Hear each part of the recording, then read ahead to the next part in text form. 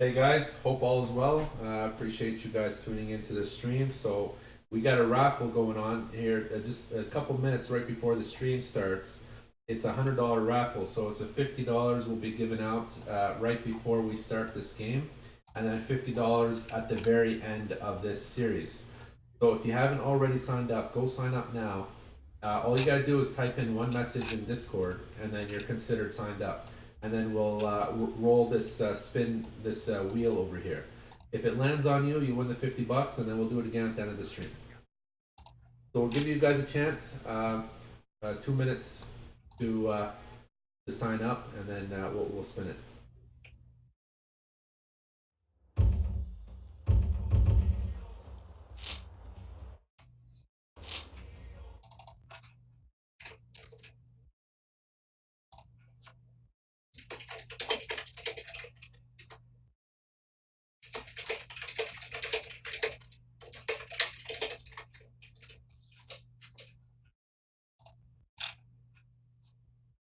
And this is the straw poll, so it looks like it's 12 votes for Magic, 9 votes Joe.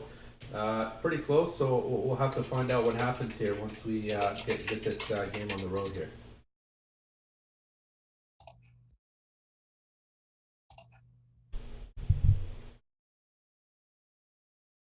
It's the same rules, I assume. It's no patch, no vetoes, etc. Yeah, so we're going to have the same rules as usual. And we're just going to quickly roll this raffle here. Beg if you got that link.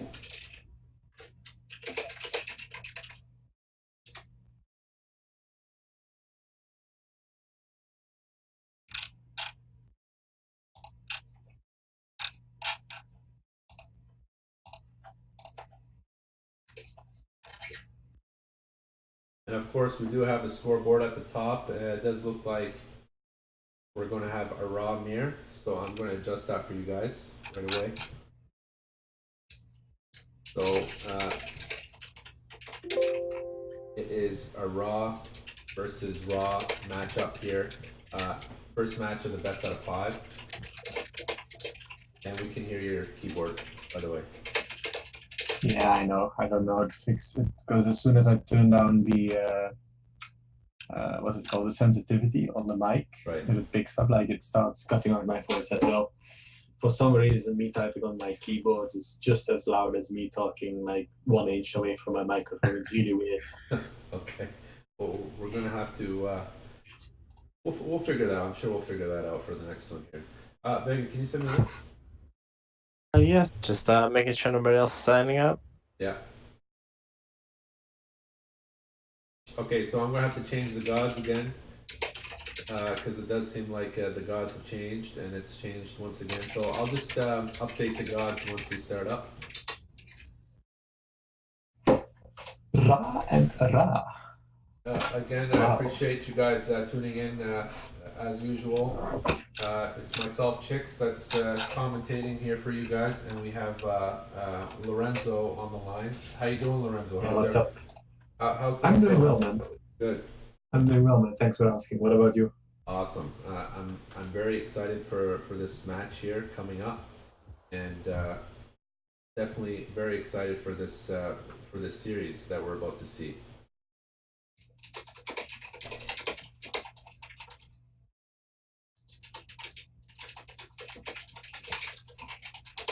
So we are now going to spin the wheel. Ooh, exciting. We're just going to do a quick spin, and then we'll start the game right away.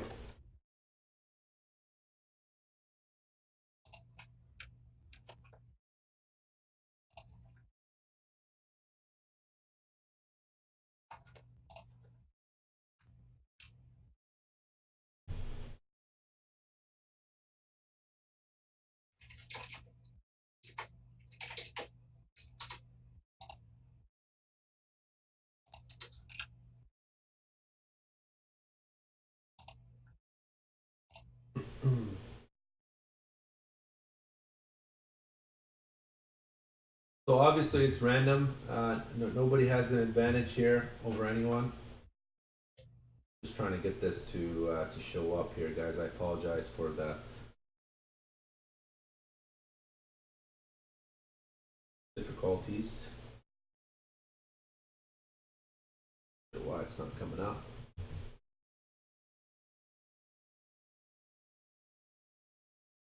Okay, there we go. I think we're in business. I think everybody can see that. So we'll do the first spin. And here we go.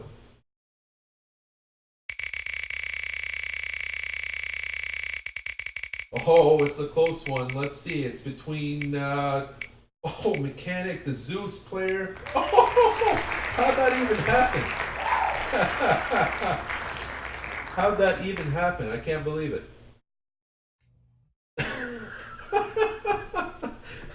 This is totally random, guys, and it seems here that Magic did win the raffle. Uh, I'm sorry, but we'll do another one at the end.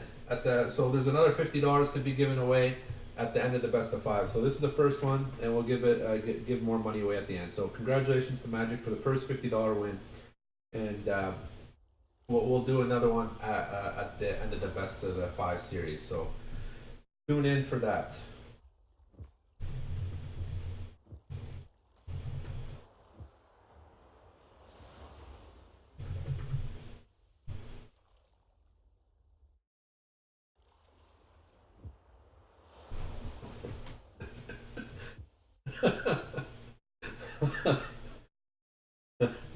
I don't know.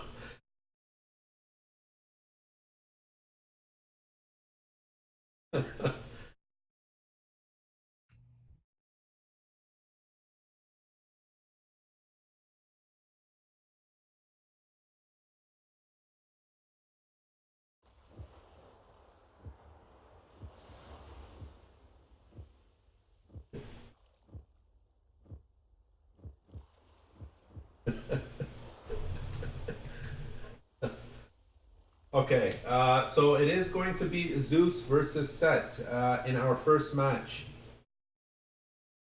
And it does seem like it's going to be Magic that's going to be picking Zeus. Anatolia. And Joe will be picking Set, and it is Anatolia. Yes, so obviously we do have an Egyptian player playing on a map like Anatolia. That is quite the advantage. Do you want to go ahead and set us up here, Lorenzo, and tell us right off the bat what are some strategies that can be executed on this map in particular? Yeah, so interesting fact, this is the matchup that I played as well against Aya. I was Zeus and he was Set. It's the exact same matchup. Yeah, that is interesting that you bring that Yeah, up. it So, is. yeah. So just to quickly recap what I said previously in the last cast where I played in like the post game interview, I do think that oh wow, that changes things a bit actually. So okay, let's talk about that first about the bolt. So normally what you do is you cast vision instantly.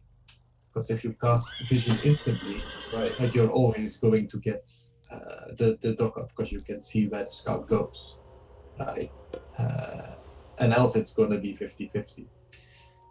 But he did not do that. And that is something, for example, that Aya did in the game against me. Like he immediately casted vision, which is why I went with my scout to look for his priest, but I did not end up finding it. For people who have watched the series of me versus Aya last week. Right. But he did not do that. He saved vision, it seems. Let me just double check that. Yeah, he did save vision. So the issue is that at best it's a 50-50. However, as soon as your villagers spawn, as the game starts, they will spawn on the south side of the town center.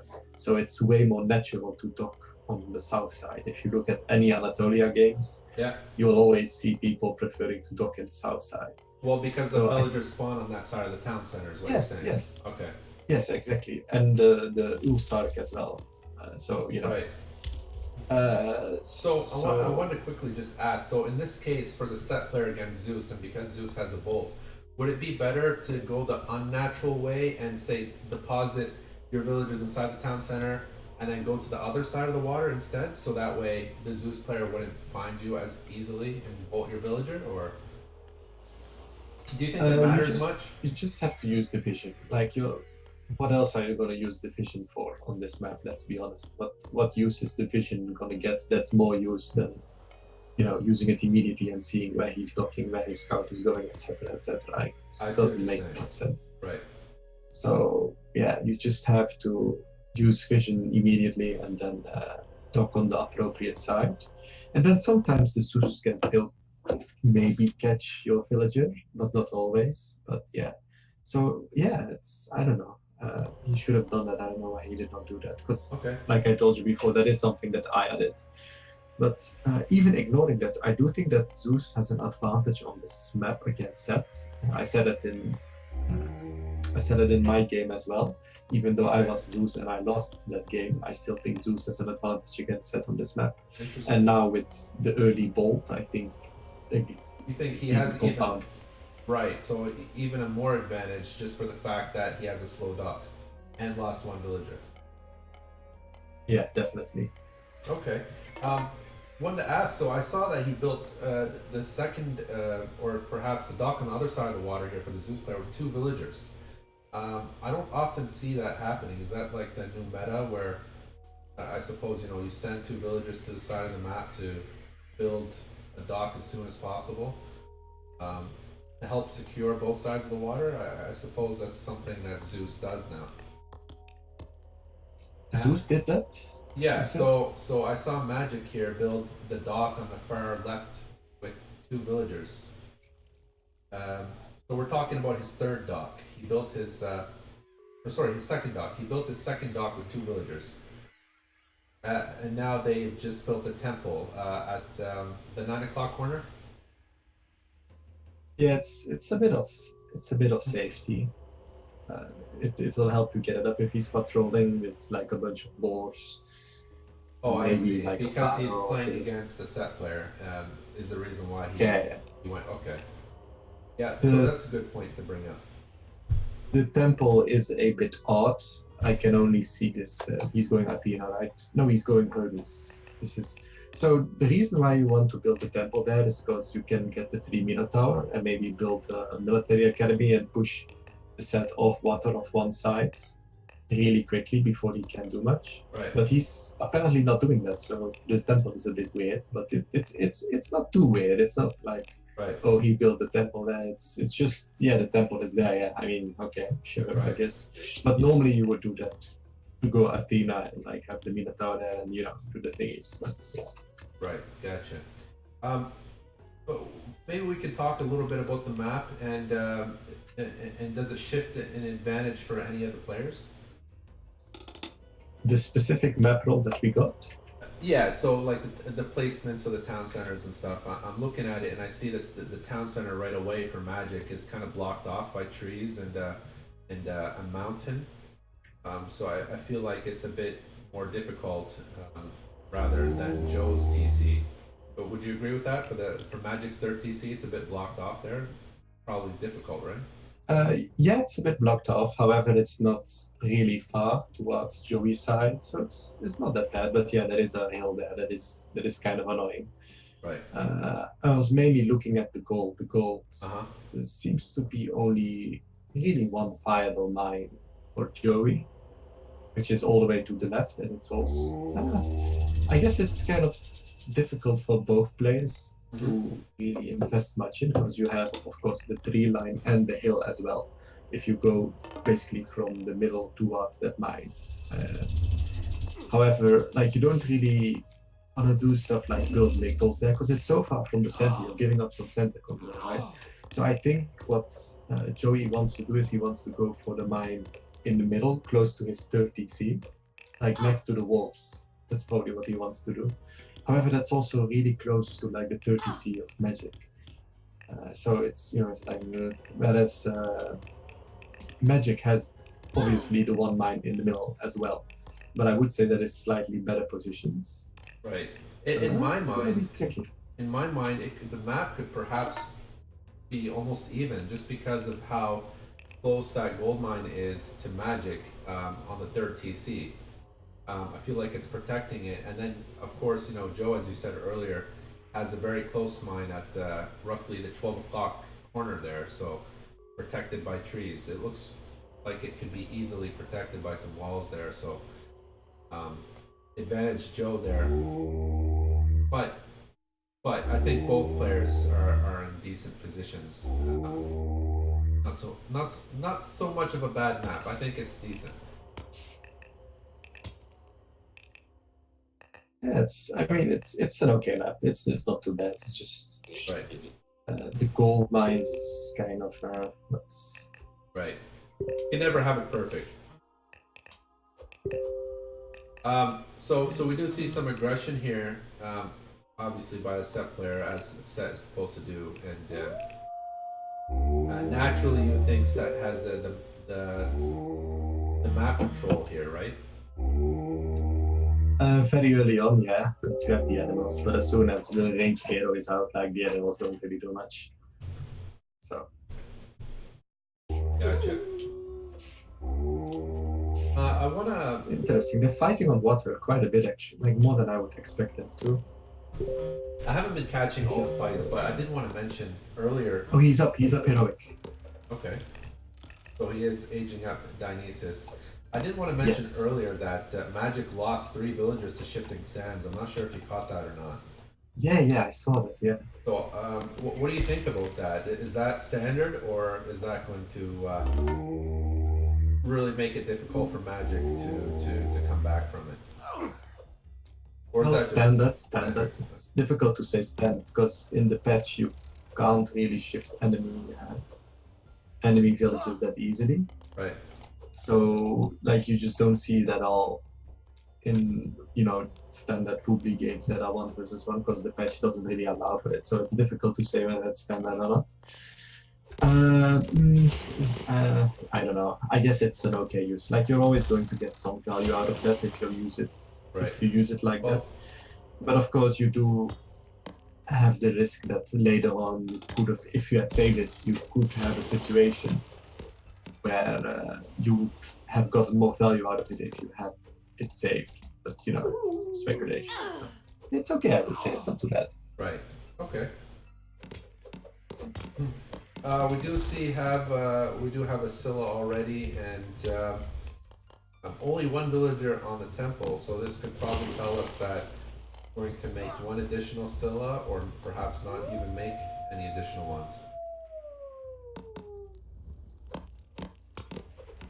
Magic does seem pretty strong there on the water, Oh yeah, definitely.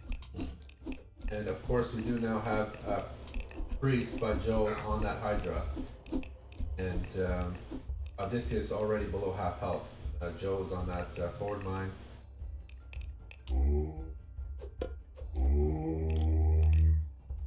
Both players have the same exact economic upgrades. They're both at 2 TCs, although Joe is really behind in score. I suppose is that because he's Egyptian, or he's been pushed off water, and that's really affecting him.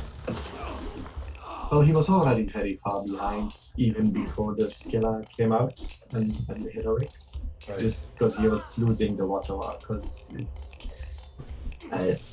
actually it's quite interesting that he lost the water war because there's only one dock from Magic, whereas he had I count 3. So that's weird because you don't really need to pick any fights like that because you have so many docks. So you can just not pick the fight if you have fewer boats. So it's weird played by Joe. But yeah, he got behind on score on that. But then as soon as you hit heroic, as Zeus, if you go like fast heroic on water, like your score just skyrockets. It's insane. It's really interesting. Right. And now obviously he's also getting a lot of value out of the heroes. I see the wolves that actually wolves siding with Magic, it seems. So yeah, Magic is winning quite hard at the moment. I'm not gonna say it's over yet because it isn't, but I would not be surprised at all whatsoever if Magic won this game. So Okay. based on the state of the game at Well, the moment. definitely. So, speaking on Joe's perspective, I think really that Egyptian should at least, um, save one side of the water always, at least one side. You fight both sides, and then I suppose the idea would be later to at least control one side of the water. Um, Obviously, in the situation we have now, it doesn't seem like that. In the situation we have now, it seems though as Magic was able to control both sides of the water, and Joe is not fishing whatsoever. Um, so what we have instead is Joe is farming, and hasn't researched plow yet, but he does have a ton of farms. Is that gonna set Joe behind? And do you agree with the fact that they should always save at least one side of the water?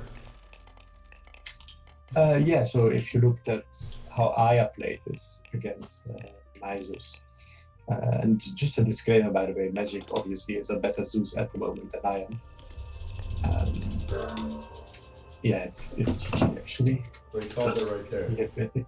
Yeah, but to finish my points, you Yeah. should always win one water. You're correct in that. Aya even got heroic fleet because I made a lot of skill eye. Right. So just to make sure and actually he won both sides of the water, but that was kind of my fault. But, you should always win water. Like he got pushed off way too early. So yeah. So the difference in in the strategy that Magic executed and the strategy that you executed was the critical difference was that Magic really fought hard on water, and so I guess that's something to take from this matchup. Perhaps this matchup should be played like this, and this is the way to play it. Fight aggressive on water, and then perhaps transition into kind of a fast heroic, and then mythic a little bit later. Okay, so we're going on to match number 2 now. Magic already won match number 1, so we'll get to match number 2 right away. You know what the thing is though, like if like you don't have to commit to anything on water before the Zeus is heroic, because you have 3 docks and he had 1 dock over there, and on the other side he had a bunch of docks as well, and you just can't really go past those docks with your arrow ships, right? Because first of all, docks fire, so there's not really any safe place because the water is so small. And second of all, you can kind of get sandwiched in, and like they can cut off reinforcements or shoot at reinforcements with like the shooting docks. So you just never have to fight on water with like arrow ships if you are well, if you have enough docks. That is goes for every civilization, but usually Egyptian has more docks. So if you're making just a lot of ships in classical, as Zeus against this the Egyptian player, if he just kind of makes some ships as well, but stays behind his docks, which is not what he was doing. He was very aggressive with them on the left side at least. Like just nothing is gonna happen, you know. It's and then you hit heroic, and then it doesn't really matter because then you get the siege boats and the skill iron and whatnot. So I just don't really know what Joey was doing. Is basically what I want to say. Right. Okay. So maybe it was perhaps Joey's off game, or who knows exactly. Do we know what Joe was trying to do? Like, do you have a feeling of what Joe was trying to execute? Like, what kind of strategy he was trying to pull off, or you're not entirely sure yourself? Well, he got the TC in the middle really quickly and tried to secure the gold really quickly. Yeah. Again, it's good that we had this exact same matchup last week with me against Aya, because what Aya did is Aya just stayed on 2 gold mines and just didn't bother pushing out, because I had the middle, I had the forward build, I had the heroes there, I had everything there, so he couldn't get to the middle mines. So what he did is he just focused on water, and then he went mythic, and he just mined out his first 2 mines completely, and then he pushed to the middle with everything he had and made a bunch of migdals, and with the market trading some wood and food perhaps, uh, he managed to get some migdals up, some more army, and he beat me back like that. And then he won better economy because first of all he's mythic, second of all he has all of the fish, right? So I feel like that's what he should have done, but he went for the gold mine really quickly in main base. The gold mines there, they didn't run out at all. Like he just tried to secure that really quickly with like the walls and the towers. It's just a bit of a weird strategy. And something I want to add as well Yeah. is that Magic actually went for the strategy. I in the post game interview said that I probably should have gone for myself instead of trying like the gold cut with the forward build and everything. I should have just focused on water and gone mythic. It's kind Right. of what Magic did. Right. Because he wasn't really committing, he just had the heroes there, right? So That's true. That's true. Well, we'll have to hope and see that perhaps Joe maybe can pull off game number two. We do remember last time Magic and Joe played in best out of five series. It was very close. It was 2-3, three in Magic's favor. So we can't forget about that series, and Joe can also pull off some magic, no pun intended. So we will be starting match number two very shortly.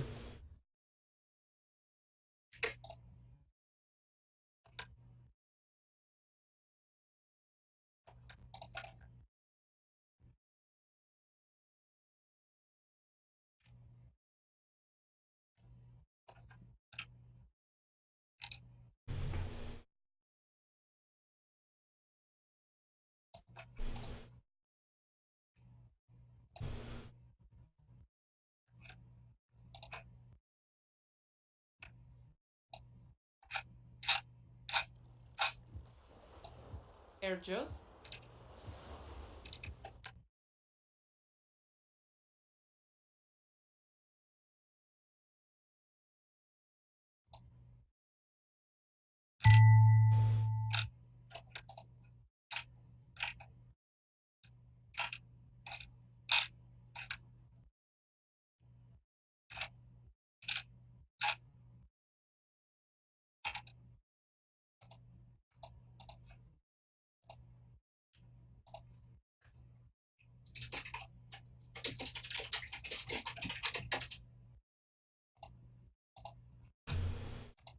Okay, so we'll be starting any minute now. So this will be match number two in this best out of five. So stand by.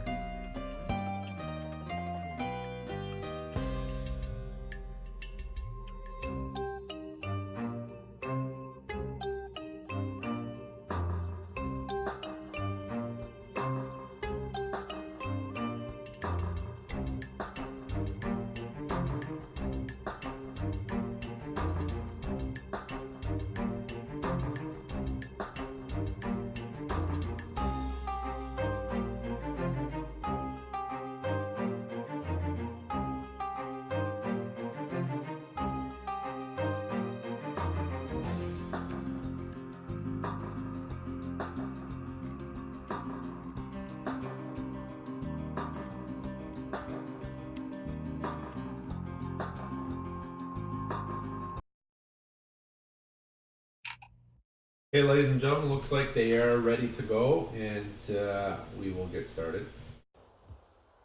And this time it looks like it's going to be Isis from Joe. And of course, Magic will go Raw this time. Let's see how they do. Interesting. Ra against Isis.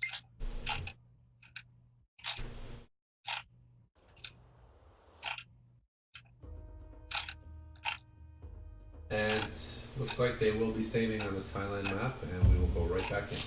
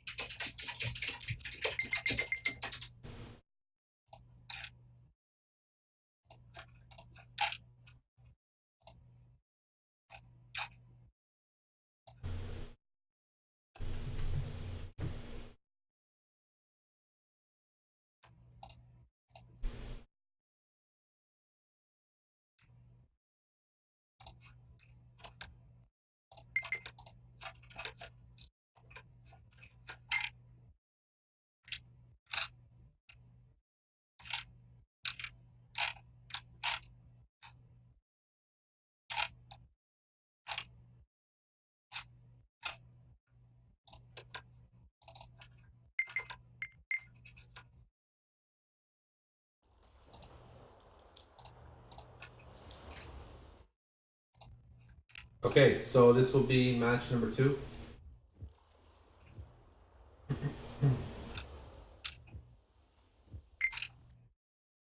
And this map will be Tundra. And here we go, Magic in the left corner there, right by the 7 o'clock corner in blue, playing as Raw. And we have on the other side of the map Joe, and he is playing Isis. I think this is a very good map for Isis against Raw. Oh, it's Berry Tundra. Oh boy. So what do you think of this match here? Obviously, this is a harder match to play as Raw, I think, because Isis can play this really aggressively. Now, obviously, you know, we do have gold mines that are spread apart and not consistently. You know, you never have a consistent defensive mine, so a lot of times you have to go outside your base, really far out, to save a mine. As opposed to other maps where at least, you know, you can defend that mine somehow with walls or something like that. But Tundra is so open.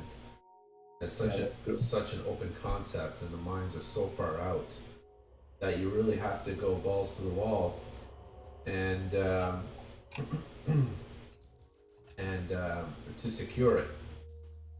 So I guess we'll have to see how this map looks and how it turns out here as they scout. We already see some mines here for Joe. A close one here by his base, near the 3 o'clock, 4 o'clock side there.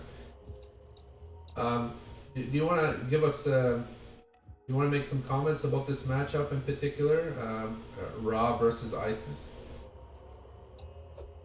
So, first I want to state that this is a Berry Tundra. I know I already said that at the beginning. But what it basically means is that there's no herdables on the map, but instead you have berries in your main base. Right. Who this favors is typically Ra. Yeah, actually it pretty much always favors Ra. There's like a few builds where you kind of want herdables as Ra, but yeah, this definitely favors Ra. I mean, as opposed to a non-berry tundra. Like having a berry tundra is better for Ra than having a non-berry tundra. As for the matchup itself, I still think it favors Isis because you just have the ancestors plus Eclipse against nothing, right? Right. Like that is what you had. So the obvious issue is you either can't reach your 30C or you can't reach your second gold mine. It's going to be one of the two, because at some point you want to grab your third or go to your second mine, and that's when ISIS will be there with Ancestors plus Eclipse. You have nothing. Like, sure, you can use Shifting Sands, but Shifting Sands is not going to be remotely close to the power of Ancestors plus Eclipse. So then you typically get into a 4 versus 2 TC situation, or you just can't reach your second goal and die. So that's how these games go. So I would, yeah, like there's like some things you can do with like scarabs. Something that the Mista did a lot and kind of became the norm. I know Magic has been doing it as well. Right. What they be doing is they've been making some scarabs and flanking with them. So they just send the scarabs to the side of the map, and then just go across the map, hopefully unscouted, and then go into the main base with the Eclipse, and that will sometimes be enough of a distraction of enough damage to kind of allow Ra to take like the 30C or the 74 or something. And then sometimes they can win if the game drags on later, because the issue is the A plus E, right? The issue is the A plus E, and in some games, another issue is like the monument protection, because it will be Titan against no Titan sometimes, because obviously as ISIS you can't get your stuff tornadoed, whereas you can get your stuff meteored as that. So that's another thing. Okay. But yeah, okay, that's it. That's an interesting choice. So right away, Shifting Sands this early, and That was a fucking horrible shift, by the way. Because what he had to do is he just had to do it like in the pack, like where is that bolt/gold miners. That's where he had to shift, but he did not do that. So now to get away, which is really unnecessary. right, To the gold out. right. Although the age up time was on point and everything else was on point, it's just the fact that he didn't shift those villagers where they should have been shifted, um, where he would have at least had a better chance to take out some. But it does look like he might lose one here. Yeah. And he might lose another? No, maybe. So yeah, he lost 2 villagers from that Yeah. shift. And it looks like the Pharaoh is coming back to pick off some additional villagers. I don't know.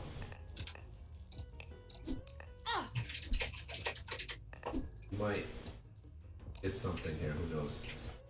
But we do have the forward Wadget now, and already Ra has map control temporarily until, of course, Isis gets classical, gets his Sphinx.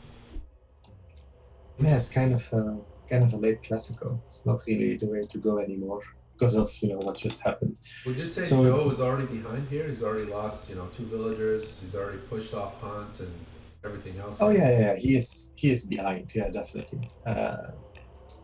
Whether that matters, I don't know. Obviously, Ra has an advantage early on because it's shift against no shift. Similarly to how later on it's A plus E versus nothing, right? So it's like different power spikes. What you should do is you should just up earlier, and then you will still get pushed off them, but at least he can bully you with a Pharaoh, like we saw happening here. I like how Joey is complaining, whereas this matchup is grossly in his favor. It's kind of interesting, but it is what it is. So Joe thinks it's in the Ra's favor. That's interesting. So keep in mind, Joe did lose 3 villagers so far. Yeah, even with the shifts. So Exactly. But Magic did lose his Pharaoh, so however much you wanna, you know, make sense of that or how much that equals, Pharaoh is quite a big deal, especially as Ra. But again, he did kill 3 villagers, so we do got a couple relics on this map. Got the consistent gold flow there, and of course you got another one that's cheaper walls, so it doesn't seem like they will contribute much to this game. Unless it goes very late game, then perhaps one of them would be used.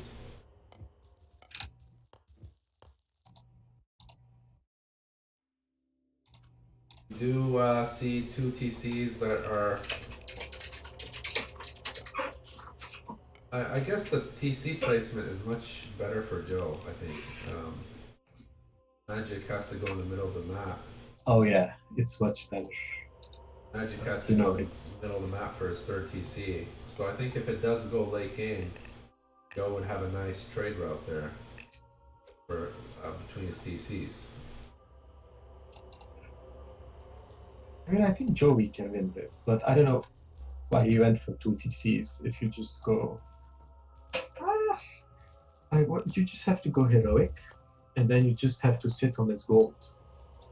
Like that's it. He will have to do some really weird stuff where he goes mythic with like the Son of Osiris, and then like sells at the market, and typically that doesn't work. Like it can work sometimes, it's your only option, right? So sometimes it will work, but generally that doesn't work. I like just playing like the booming game against Ra, especially after what happened early on. Is just, I don't know, man. Well, commenting on, I guess as the game progresses here, we do see a safe gold mine for Magic right there in the corner. I don't know how safe you would call that, but he can easily wall it up so that. Yeah, that is true actually. Normally you don't see that on Tundra. That's actually Joey has two like that. Wow. And this is no patch, so this is. Yeah. Oh, that's super. Normally you don't see that at all, by the way. I hadn't even noticed that. Yeah. It's quite rare to happen. Now I don't see the line of sight towards the end of the map, so I don't know if those trees connect for Magic. It does look like now it connects, so it seems to me that the only opening to that gold line Magic is at is through the forward there, which it does seem like he's walling off right now. So this does seem like it's going to be Magic's safe haven, this little corner right here.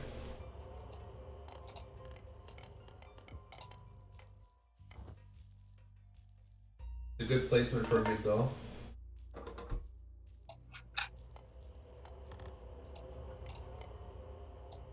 Not to mention, it's very hard to pressure that Migdal right in the corner because it's just so far away from everything else. And so to get your army over to Magic's Migdal right there in the 6 o'clock corner is going to take, Yeah, it's awkward. It's a bit awkward to move your army that way. So I think really, what Joe needs to do is perhaps, if you're the ISIS player, maybe take a third TC. Can't really gold starve in this situation.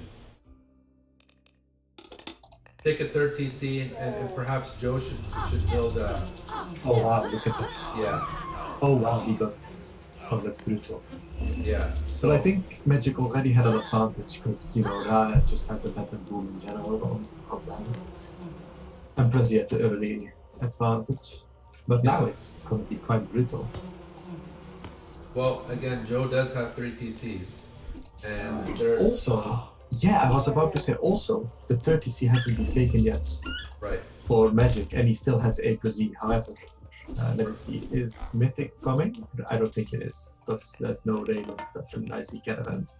Yeah, okay, so no Mythic is coming, so A+E is still strong. Okay, there it is now.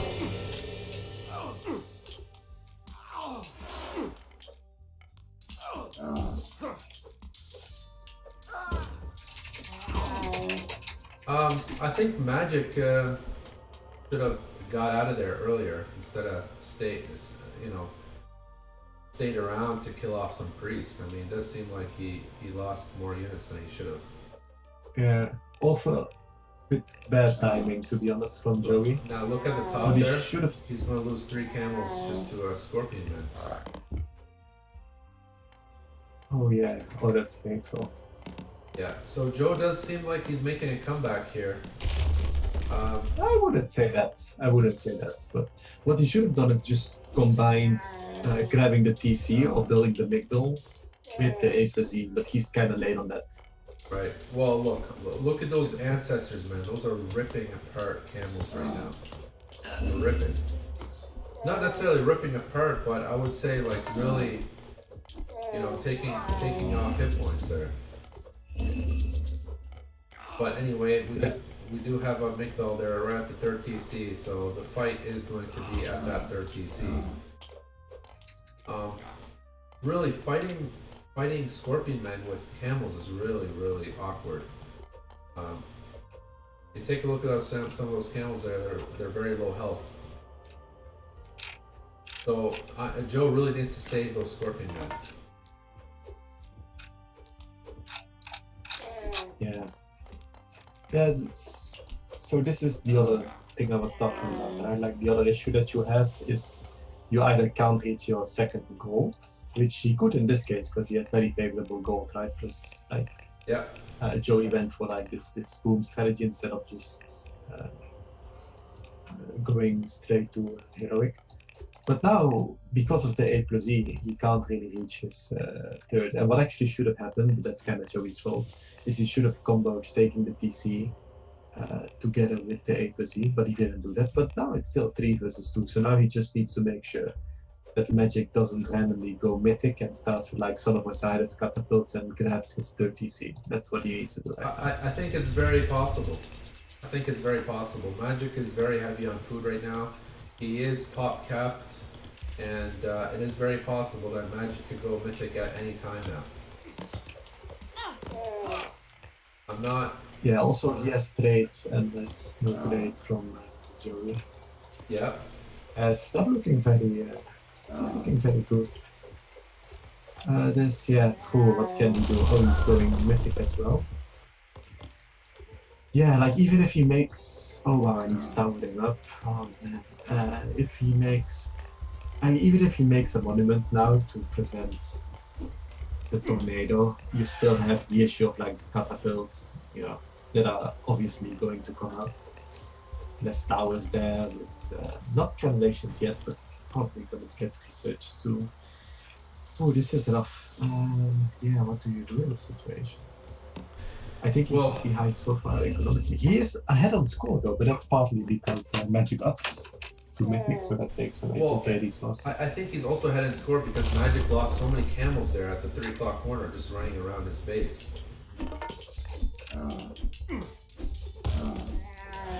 So we want to state some facts, right? I think the facts are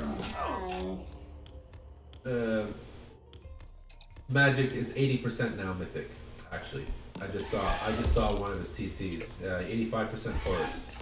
So he's going to need a monument there ASAP.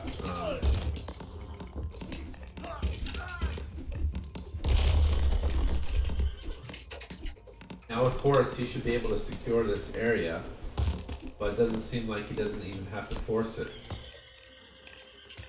Yeah, it's not looking too good. In fact, I think it's over. There's no mythic coming. Behind on upgrades. Not by a lot, but by a bit.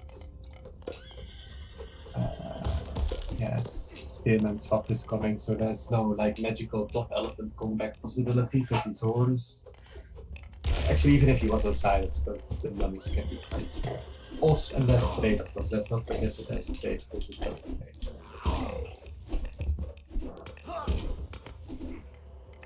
Well, again, Joe does have the gold mines here in the back, so as long as an ISIS player has gold, you can't count him out. Yeah, but it's, how many caravans? He has some trade up, but This seemed like 4, 5, 6, 7, 8, 9, like 9 something caravans. like that. Probably 9. Not sure why he kept his villagers there in the middle. Magi just got researched, by the way. Or Magi, yes, I should say. It's the mercenary technology. Okay. So we could be expecting mercenaries here. He's going Osiris. I don't know what you do here. In Joey's case, I think you just resign. Because I mean, at this point you're behind in everything, right? Technology, trade, and thus economy. Yeah. Right, and we already have. Oh boy. Maybe he's not even gonna go mythic. Look at this. Oh yeah, okay. Yeah, now it's GG. He's gonna resign. Ouch! Ouch! Ouch! Ouch! GG. So, what do you think if he had gotten mythic? Do you think perhaps there still was a chance, right? Because ISIS had caravans. Um, it wasn't No, I necessarily. don't think so. I just really don't think so.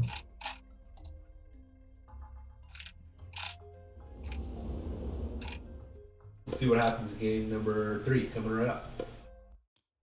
And that was game number 2. I have to fix that. Oh, I'm sorry, guys. I didn't go over the stat match statistics. I'll remember to do that for game number 3.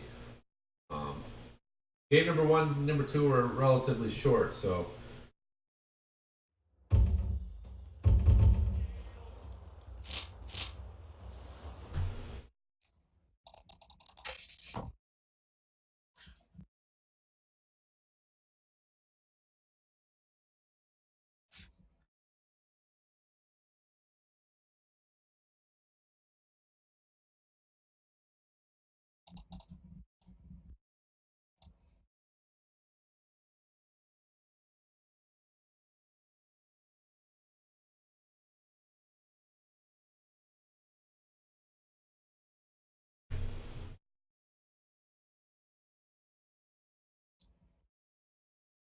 So we are now 2-0 for Magic, and as you can see, we just updated the score.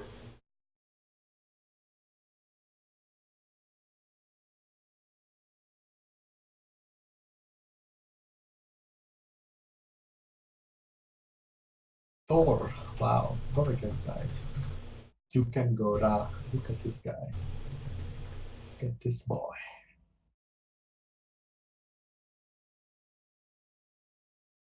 So we might have it looks like we might be seeing Thor for the first time in a while here.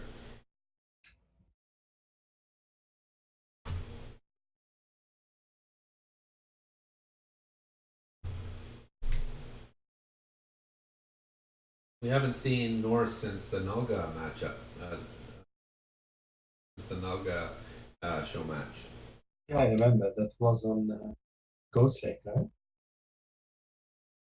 He played on Ghost Lake. He also played Midgard, and he played on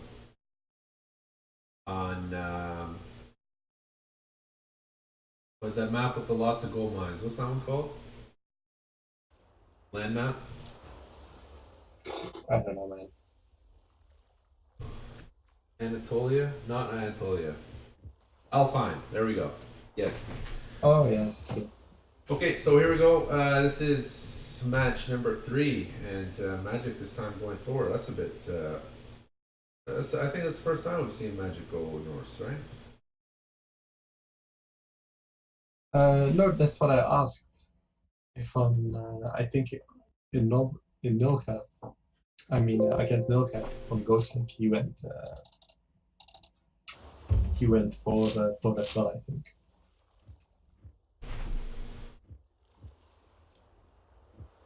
I'm not entirely sure, to be honest. It was either Thor or Loki. I don't remember.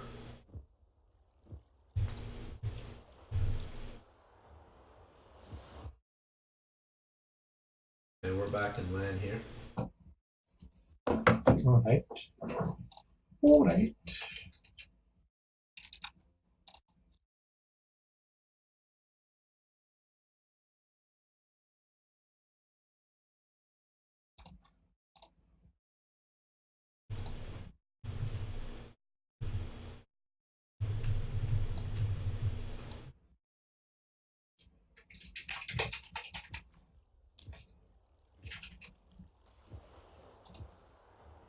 So match number 3 is starting, and of course Magic is playing Norse this match, and Joe is playing Isis.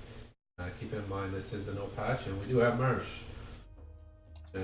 And at the bottom of the map, Isis being played by Joe, and at the top in blue we have Magic as Thor.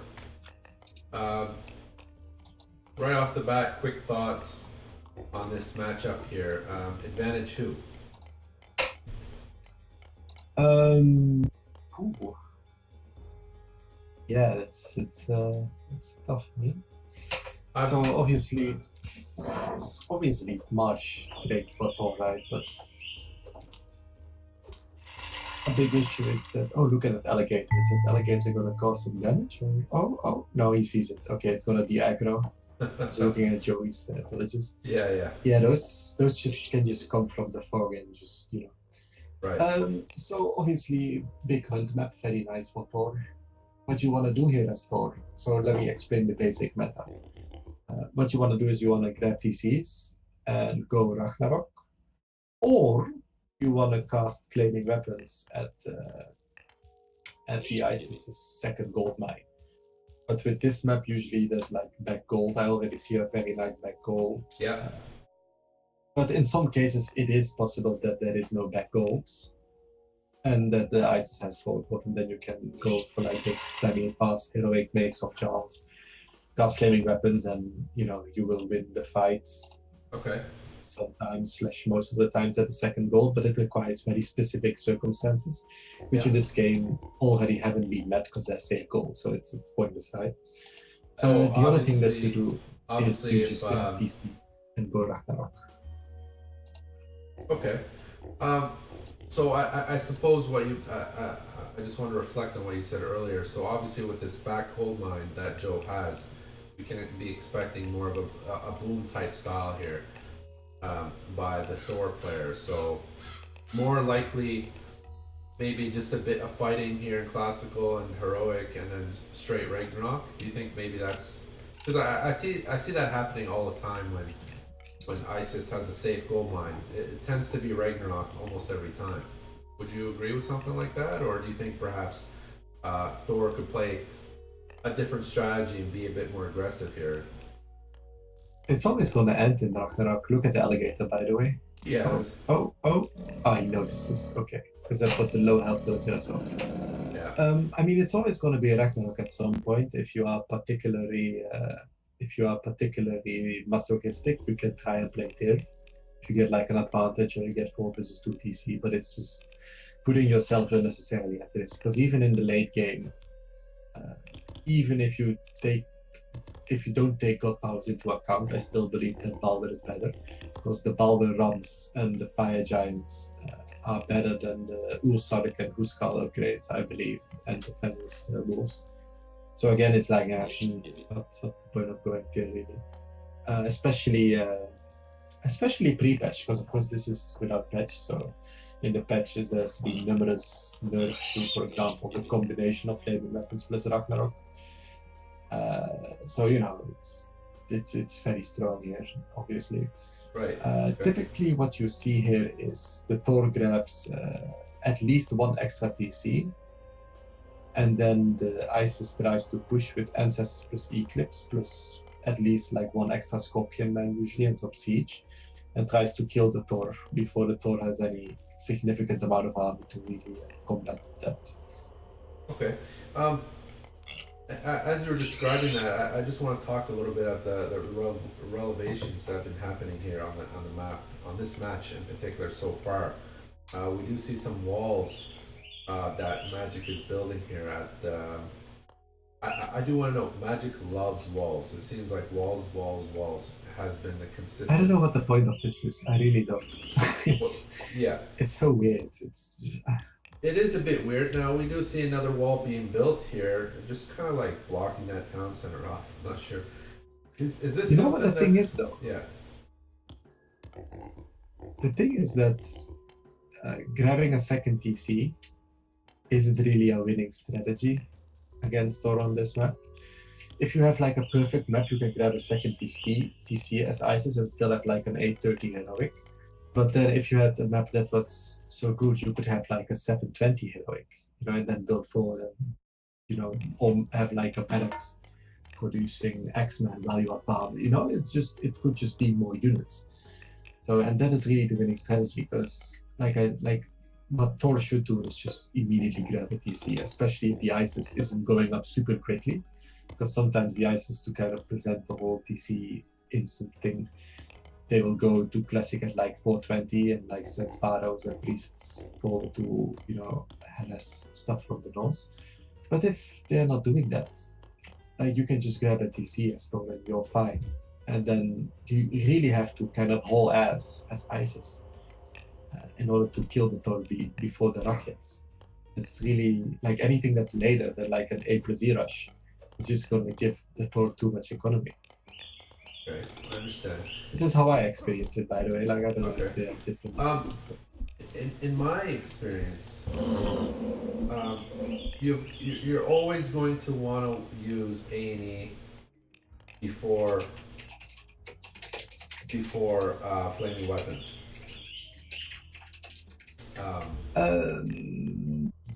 Yeah, but typically that has been the consistent theme. Yes, you should. And I want to mention a very important news now that Magic just recovered a very important relic, the cheaper caravans and faster. But back to my point, the consistent theme I think is ISIS has to use A&E before the Norse player uses flaming weapons. Now, is that going to happen in this match here?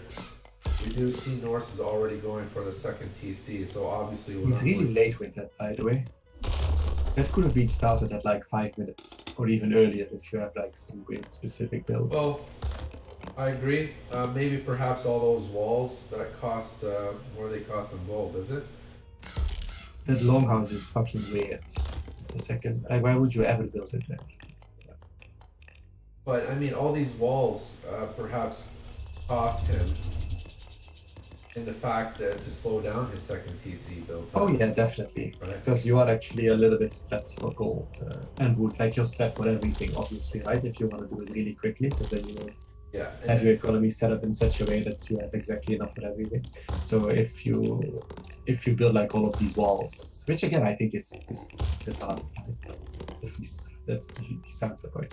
If you build all of those walls, you're going to be delayed in your TC. For comparison, he could have his third town center up by now. For comparison. Right. And a 2TC build is about the same as a 3TC build for Thor. And the reason why that is because your 30C is going to be on auto queue dwarfs to gold. Right. And you're already going to stockpile gold because you're not making army, but you do have those 4, 5, 6, 7, 8 dwarfs throughout early classical as you know, because you need food for MCs, you need food for the town centers, for villages later on, maybe an economy upgrade. So 3TC is almost exactly the same as 2TC. The thing is that your longhouses are a little bit delayed because you know the wood for the TC. But aside from that, it's the exact same as 2TC. Right. Yeah, it's, okay. I don't know about this. I just wanted to ask you about those walls that Magic built at the 9 o'clock corner roughly. Do you think they're bugged? Because when you destroy one wall, when you hit one wall, even by one hit of the Sphinx, I've noticed that they went straight to half health. And I've noticed that happens sometimes. There's a bug with that, with the walls sometimes, right? I don't know if you've noticed that, but... No, I know exactly what it is. It is... I don't know if it's working as intended, but walls are seen as a segment. So if you attack one piece of a wall, you will also attack some adjacent pieces of that wall. And the issue is that it will default to the lowest amount of hit points on that in like the segment that's being counted as being attacked. So if you have an unfinished wall piece and you're attacking the fully built wall, but the unfinished wall piece is connected to the thing that's being attacked, like it will go from full health to whatever health the wall piece in construction. So if that's 5 HP, like boom, that's just one hit. From one hit from max HP, it goes all the way to 5 HP. So that's the like I don't know if it's a bug. Like because technically it's working as intended, but I don't think they intended it to work in that way. That's I don't know if that makes any sense, but Right. So for the folks at home, I guess the insight here is make sure your walls are fully built in connectivity before you let the opponent even hit one of them, because then otherwise they're all going to equal that half built wall. Okay, so we do have AME now, right here at the top, and it did happen before the flaming weapons did, so that is at least good news. But we don't have siege. yeah, that's also kind of a rookie mistake. I don't even know why he went for the second DC. Like you just go all in with this. You just go straight for the juggler basically. And yeah, he needed siege earlier. Like he's too late with that. Now he's losing Scorpion for no real reason. I don't know if it matters though. Like maybe he'll win off of this anyway. But yeah, some could have been executed better, but maybe it's enough anyway. Because again, Magic. I don't really know what Magic was doing. For example, the wall. Look at the walls at the second TC. Like, what has that done? No, nothing. It doesn't do anything. You're talking about Joe's second. You're talking about Joe's second DC, right? Yeah, because it just feels like Magic doesn't know what he's doing. Right. Because like the second TC that he walled off, like it just doesn't come into play. It's not how this matchup works. Because what you have to do is you just have to try and kill the 4 as quickly as possible with an A plus E push. Right. If you are to, you know, prevent yourself from getting. So he didn't need that Roughed second. out of He it. didn't need that second TC anyway. Early on. No, he was. There was no situation where he was going to get it. The only, the only thing I can think of if when he was going to get it is if he ups really quickly to harass the targets, like the early heroes, the Pharaoh or the Priest, and then goes into a classic fight. But like a classic fight that typically loses as well to just the 2 TC. So it's I don't know. It's really weird play. I don't think Magic understands this matchup, which is weird because he's been playing, I think, exactly as long as I have, like pretty much since the beginning, like 2000. Right. Well, we 2004. We do have something. He should know how this works, to be honest. Right. I just want to mention, I guess, a couple other small pieces of information. We do have quite a few relics here for Magic, some faster bills, consistent go flow, all that, cheaper Titans also, and we do have 65% Balder. So but I'm not sure if Balder is going to be enough. Wow, he is Balder. 75%. Oh, he somehow managed to squeeze out the Balder. That's impressive. I don't know if it's going to be enough. So normally you do this strategy, but you do it like 10 times better.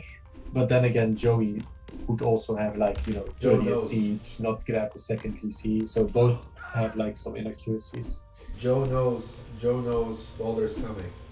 He's got it back out.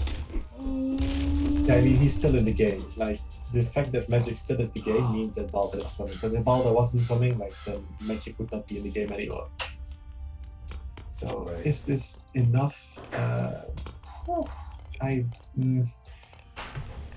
Debatable. Maybe it's enough. It's really hard to tell. Like, to be honest, I would not be comfortable. Enough for what? Either. You gotta be more specific. Go either way, I think. You gotta be more specific. Enough for what? Enough to survive or enough to win? No, like this is gonna win, or like there's no situation, I think at least, where this game goes on for much longer. But this is nothing now. Like, what is this? This is nothing. No, but it may be enough. Like Joey doesn't really have that much. Joey just has. Oh no, Magic is retarded because it's no patch. He has to click specifically. Yeah, okay, never mind. Joey is explaining. Yeah, Magic is. Yeah, I don't know. Whatever. He has to click on what? No, Magic is a bit retarded. He has to click on the military unit. Yeah, Joey is explaining it to him because it's no patch. Again, something he should know because he's been playing this game since 2003. But I don't know. Whatever. Okay. But what they did in the patch is they made it so it's global, so you can cast it anywhere, and it was. Gotcha. And the reason why this was added is because due to lag, sometimes you would click on a unit, but then the unit would move a little bit, and you couldn't like it wouldn't go off, and the reason is because Right. Okay. because of lag basically. So it wouldn't be delayed; it would just not go off at all because the moment that your click would go through to the server would be like, hey, but the unit isn't there anymore, so you're not casting it on a unit because the unit was in motion. So it's not going off, and that's why they changed it. Fun fact, by the way, Magic was also part of the balance team where we elaborately discussed this change, for example, in Skype, but I guess he wasn't paying attention. So Right. Okay. just a quick FYI there. Right. Seems like he's winning this game though. That flaming weapons. That flaming weapons is just about to end, and Magic is headed directly for that backwards gold mine. This is big trouble for Joe. Joe needs to survive here. He needs to protect that gold mine at all costs if he wants any hope of winning this. Yeah. Okay. So to be clear, what has to happen for Magic to win is he has to kill everything. Like this is not just like, oh, I'm gonna do a lot of damage here and then I'm gonna like he has to kill everything. Like there is no plan B. He has nothing. Okay. He has 0 farms. Probably doesn't have much of any upgrade either, I would imagine. So there's no trade going. I'm kind of upset that there's no trade going because he's got the cheaper caravan relic. That's huge. Yeah, but I mean, he was dead. He was dead when he rocked, basically. Yeah. I mean, there's no way he was going to get caravans out. Right. No, So you're he right. made one on fire giant, maybe 2. Oh, just 1. Okay. Just one So there's fire. 2 fire giants out right now. Yeah, the 1-3 one, I think, and the other one. Right, and we do have a Migdal and some towers in his base here. And he is chopping a lot of wood. He's got some pigs. So perhaps he can sell some resources, build a second Migdal, make some more priests. What do you think? Make more priests or make a second Migdal? What should ISIS player do here?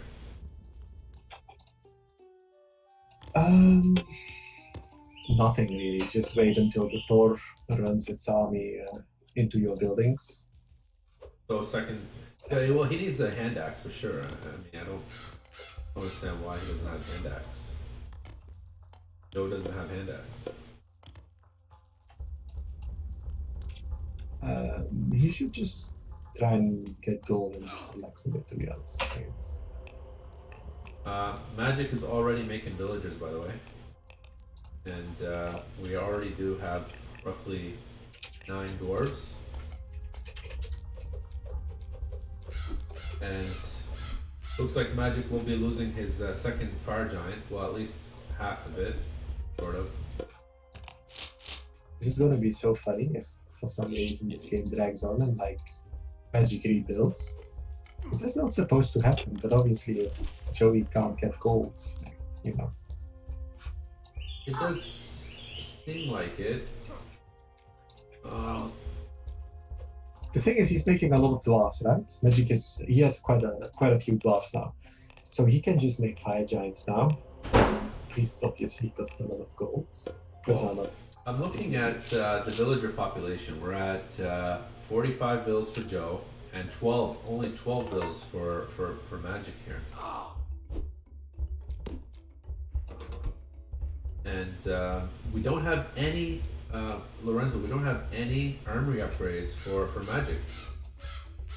Yeah, like I told you, like he was kind of dead when he rocked. Like it's difficult to get this stuff in.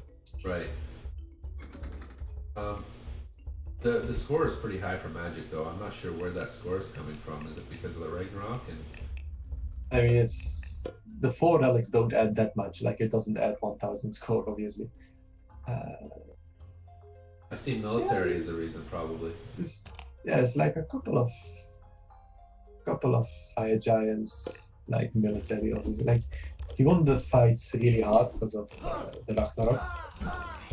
Oh, looks like we got 8 stuck Hero of Ragnarok right there by that armory. Oh yeah, I hate it. I really hate the batting and stuff. And the Pharaoh's doing a number on those fire giants, and looks like That's brutal.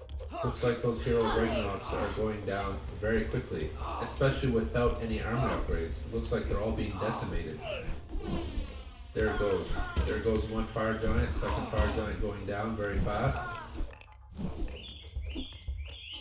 Second fire giant down, and now it seems like um, we're back in the game now. It looks like that they're both.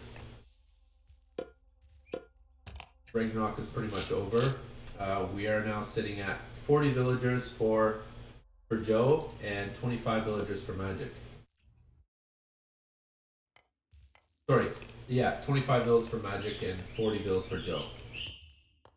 Of course, Magic is on 2TC, and Yeah, it should also be noted that Magic has only dwarfs on gold. That obviously matters as well. Magic only has dwarves on gold, right? And he has no farms, so. But neither does Joe. Yeah, that's true. And Joe. I don't know. To be honest, I feel like Joey will win because, like I told you, Magic didn't kill absolutely everything. But it's a lot closer than I had assumed it to be. Like, already so, yeah. rating Magic here, his dwarves off of gold there. But the thing is, Magic has two beautiful gold mines right there at his second PC. I can't believe it. One behind and one in front. And look at all those fire giants. Yeah, these fire giants are. It's absolutely insane. These fire Why giants. doesn't he just go through the gates to the left? He needs to move those chariots. He needs to move those chariots. The one fire giant killed 3 chariot archers. Yeah, the splash man. It's insane. You gotta keep those chariots on the move here, and you gotta make some more priests, I think. Maybe a mythic by Isis? What do you think? Yeah, mythic is fine. He's getting funeral rites. I mean, like myth. Obviously, he wants to go mythic, but it's not like he has infinite resources. He can't just randomly decide, "Oh, I'm gonna go mythic now." It's but he's getting funeral rites. He's getting more priests. I think he has got this. I think this is I think we're gonna see a fourth game. Okay. Yeah, we do have funeral rites, and it does seem like the only units that Magic's got is just, some raiders, and he does have 4 fire giants. And all those chariots are being healed. All the chariots that were low health from the splash damage are being re-healed now. Yeah, this looks quite over.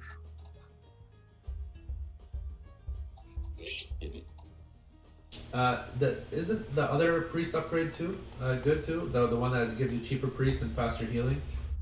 Yeah, the Spirit of Ma'at, but I mean, you can get it, but I would definitely get that one. Great. Honestly, you're getting 70 gold priest out here. Yeah, and double the healing rate, they say. I don't know if it's actually double, by the way, because it's like a trend in the Age of Empires games. Not just Age of Mythology, also Age of Empires 2 is also quite known for this. Wow. Is that the tooltips are just really, like, they just lie to you straight up. They will say like 25% more, and then you do the math, and it's like 40% more. Right. You know? So I don't know if it's actually double the healing rate, but yeah, they heal quite a bit faster. Do these have a Baldur upgrade? No, they don't. The Sons of Sleipnir. Sleipnir being a horse was the child of Loki. I don't know why that is a horse. Norse mythology is kind of weird. This is a bit interesting. So obviously that battle was in favor of Magic. Just the way Magic was able to trap Joe's army there by cavalry from one end and fire giants from the other. So obviously Joe needs to be more careful when he goes out to fight like that. Where does he even get the resources to make all of those raiding camels? That's the question, I think. I don't know. Maybe perhaps he was buying food. Yeah, he must have bought food. Like, there's no other way, right? He is making ballista now. Well, he's trying to. He has idols for quite around him. Let me see. What are the upgrades? Just plow. Is this 0 farms? 0 farms from Joey? Yeah, wow. Still 0 farms, but 4 TCs. Yeah, he does have 40 Cs, that's true. And only the fire giants can really threaten it. And we just Get have like 4 to 5 TC upgrade. the TCs being built now, or sorry, the farms being built now by Magic. Those heavy raiders are going to be an issue, wouldn't you say? Yeah, especially if he gets a Sons of Slightly upgrade. This is the Baldur upgrade. But that's, I think it's 350. Let me check. No, it's 400. Wow. It's 400 food for that upgrade. So, This battle seems pretty bad for Magic, actually. you should not do this. This is not the way to go. Yeah, a bad battle for Magic. Now you got Camels and Scorpion on the Raiders, and you got Chariots and Priest on the Fire Giants. Can Magic win this? It would be really weird.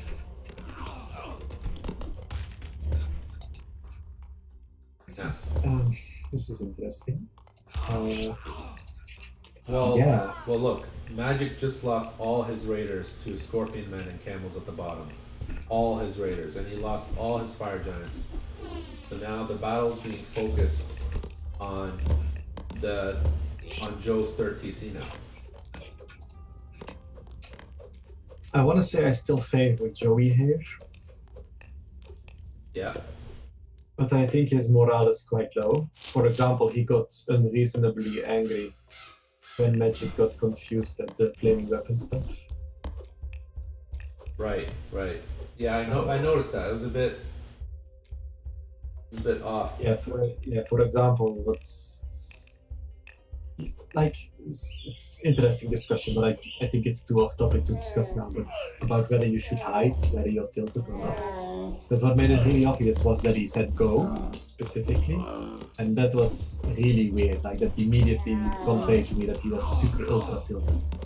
And then later on, he voiced this discontent again by saying "dude," which is also in this situation Right. on the ruder side of the. So like, he's obviously super tilted.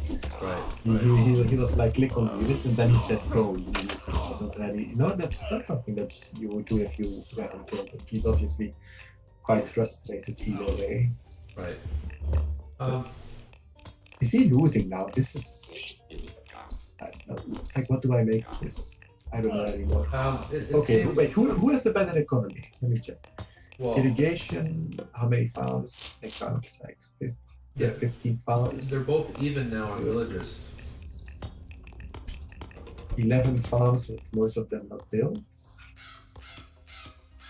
What's the upgrades here? Not even plow. Okay. What's the army upgrades? Heavy stuff, some armory, heavy chains. Magic clearly has army upgrades, and he has. I think Magic is winning. It's not easy to get through a fortified town center though, especially with masons, with just ballista. Like they're just not that strong, especially pre-patch. But I mean, again, Egyptian late game is better generally than Norse late game. Yes, especially in pre-patch. After the patch, it's a little bit more fair because ballista towers don't have 20 attack. I think they have like 16 or something. Like right. To be honest, I think that's too low. And well, they can change, but they can get like 22 attack here. They can get 22 in pre-patch if you have the relic, the Tower of Cestus, and they can get to 22. Else they will cap out at 20 for Egyptians, a fully upgraded ballista tower. Gotcha. And with all of the patches, I think they cap out at 16, but I'm not certain on that. Right.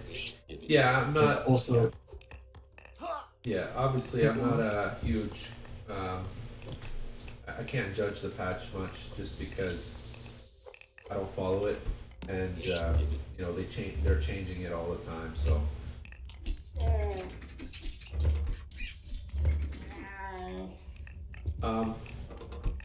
We only have 2 ballistas here for Magic, and gold mines are running out fast.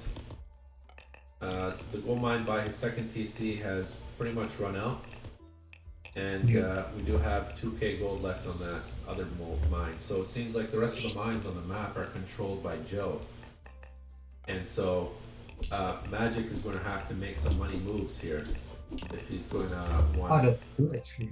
I hadn't really thought of that. Like, I just kind of assumed that that was gold. But you're right, the gold is running out, actually. Yeah. So even if he is, quote unquote winning, he has to deal with the gold stuff. Like, if suddenly he has no gold, then obviously I don't. it's really I don't even think he's winning. I don't even think. Look, that fire giant is dead, and he can deal with this easily with heavy cavalry. He's got heavy cavalry now, and he's also got the Pierce upgrade. Um, keep in mind funeral rites. You got more cavalry Actually, I there. think he's dead. I think you're right. I don't think he's winning anymore. I think he was winning though, but he's not winning anymore now, I think. He's a searching Titan, but I don't know how he's gonna build it as Norse. I think that was his mistake. Researching Titan instead of making army to take their TC, to take some map for a gold mine.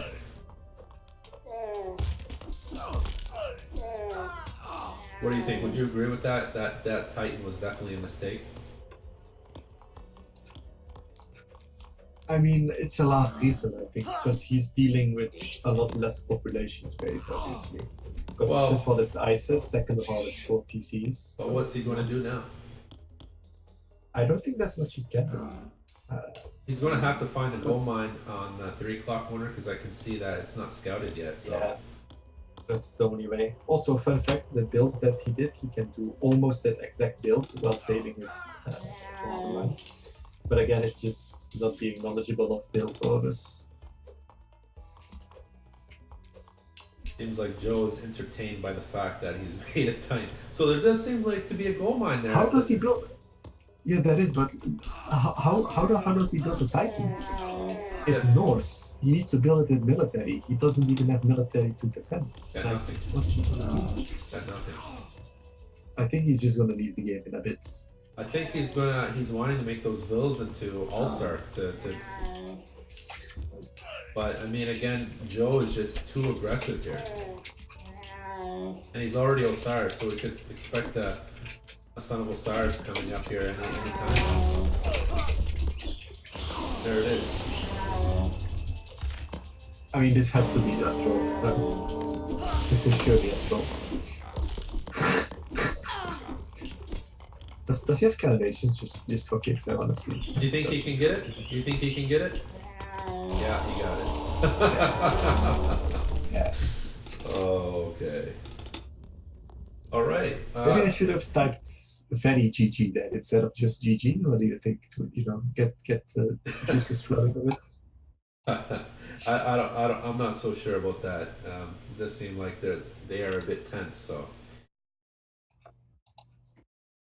a big congratulations to Joe there. He did win a game off Magic, which is already a huge feat.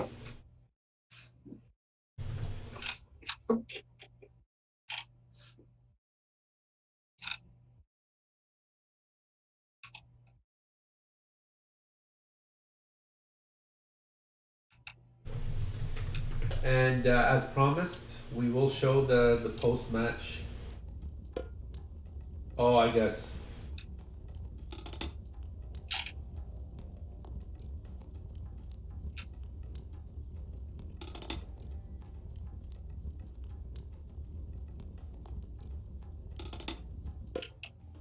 They are chit chatting about that bolt there in the last game. So very well done. Oh yeah, I left the game. I'm in the lobby. Okay. Yeah, I'm just showing some statistics here for the stream audience. Very good play by both players. Obviously, Magic made some mistakes earlier. We talked about the wall and such, and it did seem like Magic was rebounding, but Joe, I think he played it well, played it correctly, and so he was able to snatch that win there. So what else could we see here? We see gold and whatever else, resources and such. Okay. So okay, yeah. So game number 4 on the go.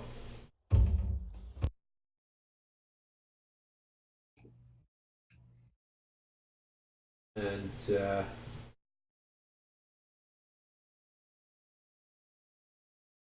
That was actually a very good play. A very good play by Joe there. Quite impressed.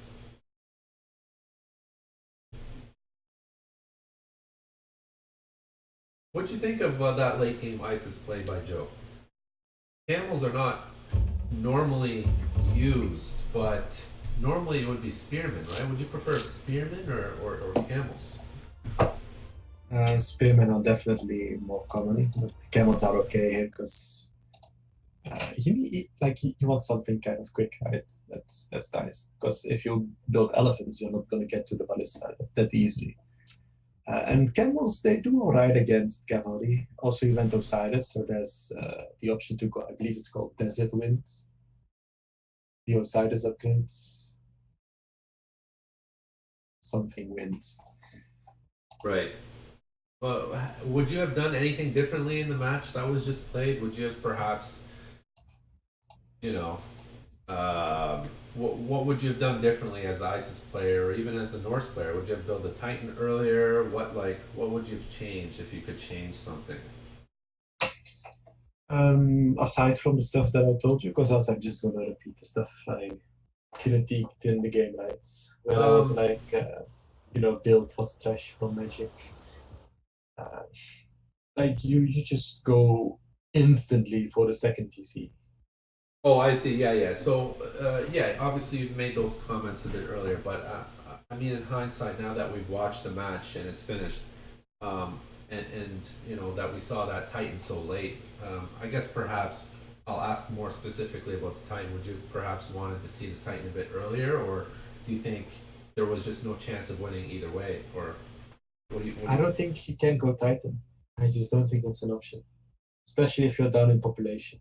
Like, right? because again, you need military, right, Okay. to build a Titan. And After that I just heroic don't was think you can do it. okay. After that heroic was used, sorry, after that Ragnarok was used, right? Yeah.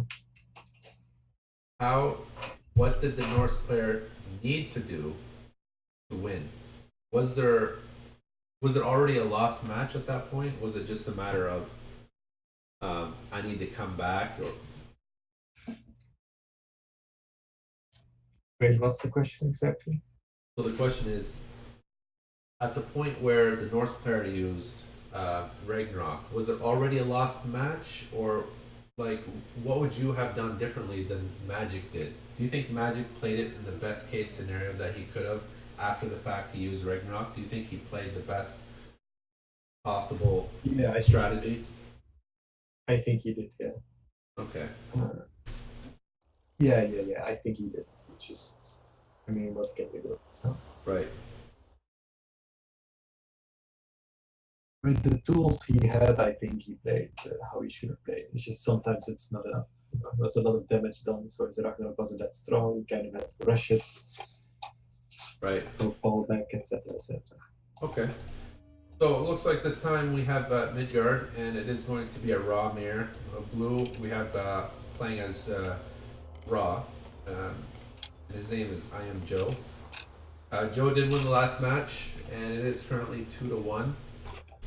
And at the top here we have Red Magic, and of course, since it's a Raw mirror, Magic is also playing Raw.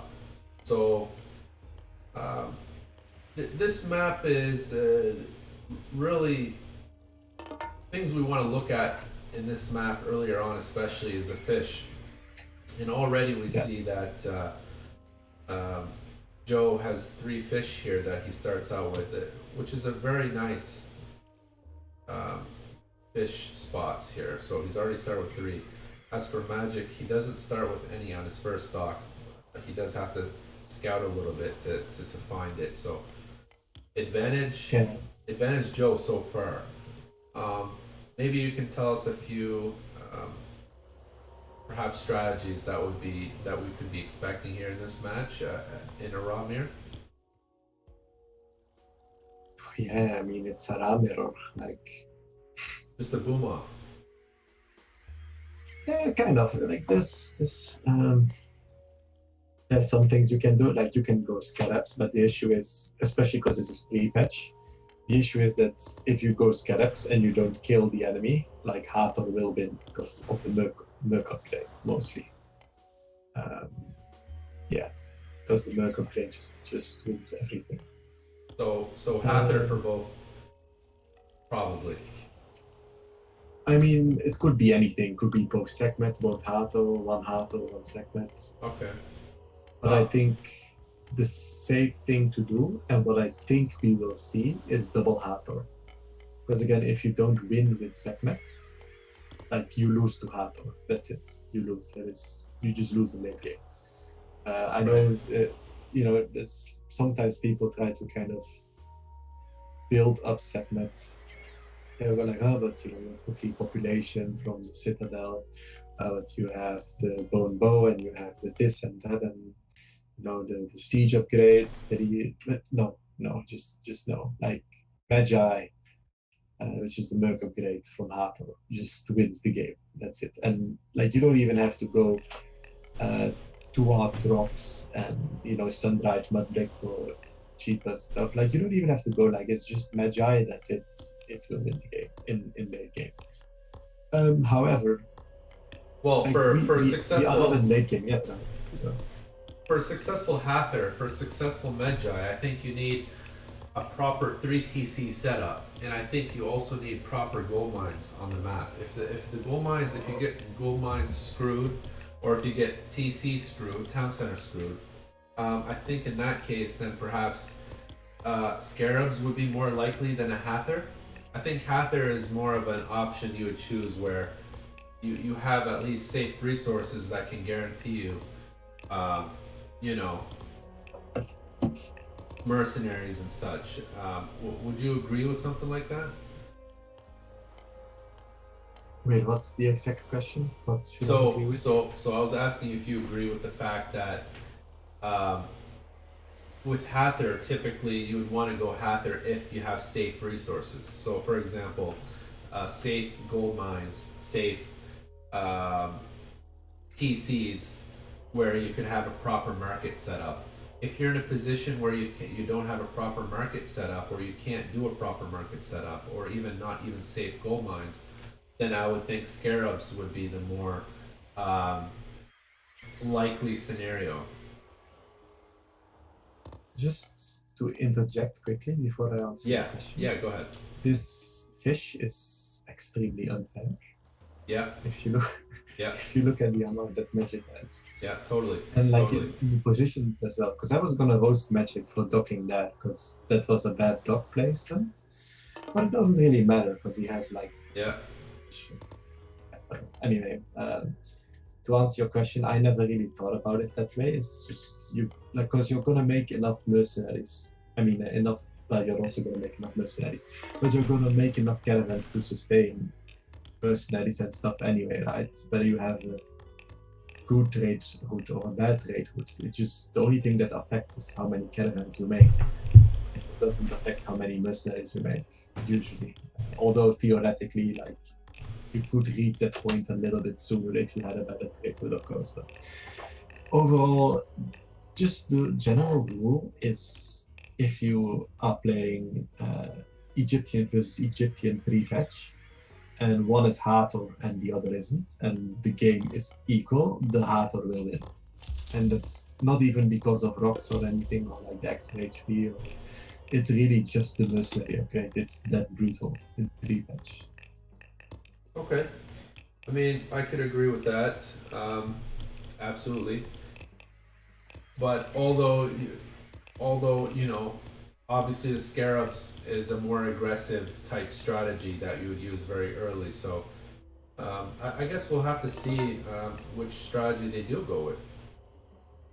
Yeah, you can definitely go Scarabs, but the issue is if it doesn't work, then you have what I described Then previously. then you're in trouble. Is he grabbing it? What the fuck am I watching? What is the point of this? So I guess This fucking guy. I guess Magic really loves the second TCs. What's the point? Look how much fish he has. What's the point of this? Why? it's not even like close to a gold mine that we know of. Like there may be a gold mine that's living off Right. top of WoW, but Right. it seems so utterly and completely pointless. I'm so Well, confused. well, here's the way I look at it. There's nothing stopping him from taking that second TC. Say, for example, Joe does anything sporadic. Uh, Magic can just put up, 4 barracks and spam food units, right? Especially that second TC can pump out villagers to put on wood, so he can spam boats as well. I mean, but he already has better everything. He can just do the conventional struts and just do it better than Joey does because he has more stuff. Like he doesn't need to do this. I'm not saying this will lose him the game because like with this fish, it's probably difficult to lose the game no matter what he does unless he does some really unconventional stuff. But I just don't see why he would do this. Like why don't you just go heroic? Like so what you do is you make boats and then you go heroic whenever you can, which his will be faster. Like you will either go heroic faster or he will have more boats depending on what Joey does with his economy, right? Because he has more fish. That's just how the game works. So he has better everything. And then he reaches heroic, presumably with Hato. Right. And then he just like he can push on land with better economy because he has more fish, or he can fight water with again better economy because he has more fish. He can start his trade faster because again he has more fish and more food. He can like I don't know. That's what I suppose. Well, I guess we'll see what works right now because, of course it is a raw mirror and Joe is still on that 1 TC. We do have a few more boats from Joe than we see from Magic, but not much of a difference, and Magic is way ahead in economy wise. You gotta think about it. You gotta think about it. Magic is just spamming villagers there on that wood line, and his other Joey's up. and he's up heroic as well. I would imagine so. They're both up heroic, but Joe is up 40%, whereas Magic is 15%. So he will get it. Joe will get it slightly faster, but he is behind the TC, and he is behind on fish slightly, not much. Joe is not that far behind on fish, just for the fact that Joe has been harassing Magic's fish. Keep in mind, it may seem that Magic is way ahead, but he's not. Joe has been harassing him off fish, and Joe has been unharassed this entire match on his food line. So we do now see a second TC by Joe being built by a whopping 16 villagers and a priest there. We already see the widgets going towards that TC, and bam, it's built. We may expect a Migdal now, and of course a Siege works. So an obvious issue with this is imagine that Joey arrived to heroic a bit faster with a couple of fewer boats. I almost said a few fewer boats. Ooh, that locust is really, really That's brutal. Yeah. devastating. Devastating. He got every single villager there. How many So was that? imagine 8? Joey was just a bit faster to heroic. Then he could have starved. Well, maybe he can still do it. Then he could have starved Magic of gold, which is why I think the second TC is so weird. Because what does it do except delay your heroic and stuff? You make a good The point. bottleneck is usually gold, right? In this situation, and you're grabbing a TC. You make a good point about the gold. Absolutely. That second TC wasn't protecting anything. If it was, say, protecting That was really bad. The shift. He should have used the shift to gold staff, because what he can do is he can get army control, and then he can shift his army on the other gold mine. So that was a bad play by Joey. Well, keep in mind. Oh, Joe is losing all his boats there on the left side. Not good. Not good. Not good. So this is a big. A big thing happening right now. He's going mythic, right? Let me see. Is he going mythic? Actually, no, because he made that market really quickly, but maybe he just wanted to trade off some resources. Does he have Salt of Flora? He doesn't. You know what I'm thinking? Researching it. You know what I'm thinking? That Shifting Sands wasn't all that bad, perhaps because he just used Locust on Magic's villagers. Magic just lost 8 villagers plus that Shifting Sands. That adds up. That's 11 villagers right there. Okay, some real talk though. Magic has Salt Amphora, which is the second fishing upgrade, and it's really, really good. Yeah. Whereas Joey does not, nor is he currently researching it, I think. I'm checking the docs, I don't see it. Plus, Magic now has water control, it seems, and it's had some fish, so... Yeah, but Joe is way ahead in points here, so roughly almost 300, 400 points. Yeah, I noticed that as well. I think it's because of the Locust, obviously. Like, the Locust did so much damage, it was insane. Okay, we see a Locust power there, but that Locust didn't do anything.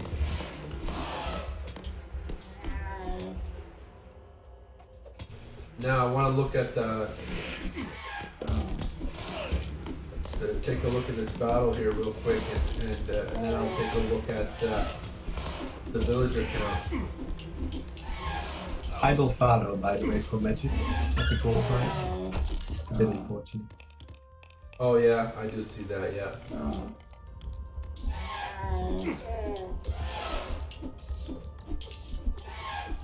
It's a pretty good relic actually, that's not being picked up. The left side, left bottom. So it looks like Magic has already gotten water control here. And it looks like Magic's going for his third TC now. Yeah, he's also getting fortified. Joey is not. Yeah, Joey is not. Joey has no fish. Currently 65 to 80 villagers for Magic.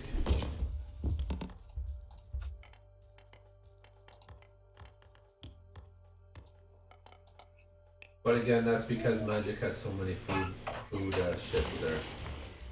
Yeah, definitely.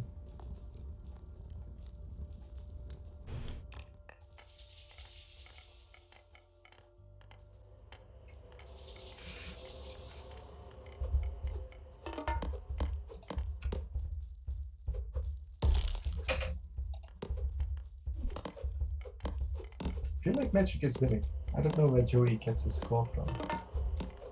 Is it really just the Locusts? Is that what did it? Yeah, exactly. Because right now, in just plain villagers, Magic is way behind. But when you include the fishing ships, then Magic is a few villagers ahead, right? I guess civilians. But if we're just speaking about labors or villagers, just villagers themselves, Magic is behind on those. So we do see mercenaries now. So Joe is going to have to back off from this position because, well, I suppose he can make his own mercenaries too, right? Oh yeah, definitely. The score has fun, by the way, in favor of Magic now. Is there any mythic going on? Mythic action here. Yeah, we got mythic by Joe. Oh, yeah, Joe is getting this is huge. But also getting Sun-Drive left right after this. I'm not so sure about this micro that's happening right now. Obviously, Joe is losing a lot of units to mercenaries.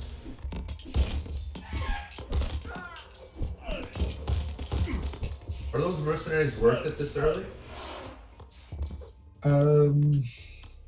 Yeah, they're pretty decent. It's not too bad. Has he gotten MedJ already, do you know? You can actually check it. There is no way unless you have a custom UI downloaded specifically. Because for some reason, some upgrades do not show up when you click on a unit and not from the information tab. Right. Boiling oil is an example. Magi is the other one, which is why you can't see whether Magi has been researched. I think there's some other ones. I can't think of them off the top of my head, but those are two: boiling oil and magi don't show up in the information tab as researched.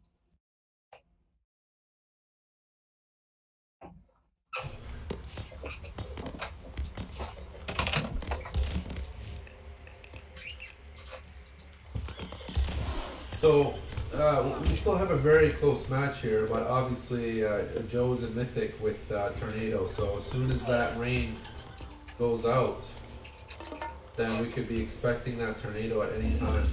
And keep in mind, Magic does not have any gold. He's not mining any gold with those villagers. 23 villas that are idle. They're most likely probably going to go to this gold mine here in the middle of the map. We do have Tornado now, and Architects just hit. So it does not look like that TC will go down. No, definitely not. This is surprisingly equal, even though it is a little bit deceptive, because it's not that equal, because you have the caravan side. It's just Magic at the moment has like a million idle villages for the past, I don't know how long. Yeah, Magic is, when speaking about trade, Magic is definitely ahead in that situation. Though Joe still seems ahead in score. You can't count Joe out. I mean, Joe does have query for his villagers there. Magic has query, and Joe has query. I suppose they both have the same technologies, except for the fact that Magic has both. Does he still have idle villages? Oh, Jesus, let's see. Yeah, there he was. he I just, think actually the Avenger triggered him looking there. I think I'll see it in the rest. we finally do have now Osiris. So it's going to be Osiris versus whatever god that is that Magic, or sorry, Joe aged up with. Horus. Does that change anything here?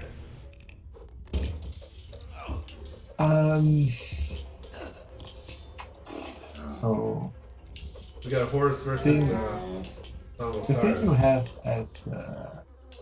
thing you have as Osiris is obviously the son of Osiris, and Yeah. you have the mummies, and those are really good, like both the son of Osiris. Actually, the second pharaoh is also underrated. Typically, what you can do is you can research the new kingdom pack. Yeah. Will give you the second pharaoh, and then cast Son of Osiris on that. You'll get two pharaohs and one Son of Osiris. Right. So you can have one Ooh, pharaoh look on at the this. market. Totally agree with you. Son of Osiris already dead. Oh well, never mind. It's pretty good. Never But yeah, mind. that was quite brutal. Anyway, if you keep the Son of Osiris safe, it's pretty decent. But the Horus barrack units are obviously a lot better. And I think in late game, barrack units are probably superior, if you are Horus especially. But then again, like the mummies and the Son of Osiris are really good too. So it's, and the only reason why barrack units are better, by the way, is because they have bonus damage against mercenary cavalry. That's basically it. So why'd you mention mummies? You said mummies are good. Well, obviously, we're seeing two Egyptians go at it here. What would mummies be used for? I don't think you would make any mummies in this situation, right? Well, you need a favor sink at some point, right? Need what, sorry? You need a favor sink, so a sink for your favor, because else it won't. Oh, okay, favor sink. Yes. But even yeah, so, it's gonna be a while before it gets any play, because obviously the armor upgrade gets priority over building extra monuments and so forth. You know. right? If you have like 3 or 4 mummies, like those, like they are useful. They are very useful. You know, you can just use their special, and yeah, they're great. Right. Okay. But like in this kind of early, like kind of the onset of late game, Right. I guess what I would call it, like it's like yeah, they're not too much. They just get focused on even by the chariot touches. I do see that Magic is controlling his Son of Osiris a lot better than he was before. I do want to mention there is a couple relics that haven't been picked up on this map. Where's Yeah, that? the harmonious necklace, but it's not particularly useful anymore because now we have trade. By the way, what is the trade now? The trade now is really bad for Joey. Yeah, I'm not sure what's up with that market. I think it Too looks much. like to me he's building another market there towards the water, so that should extend the line a little bit. Clearly, Magic's trade is a lot better, although not by much. It's only bringing back 37 gold here. In the kind of games that I play, um, I think you know where this conversation is going.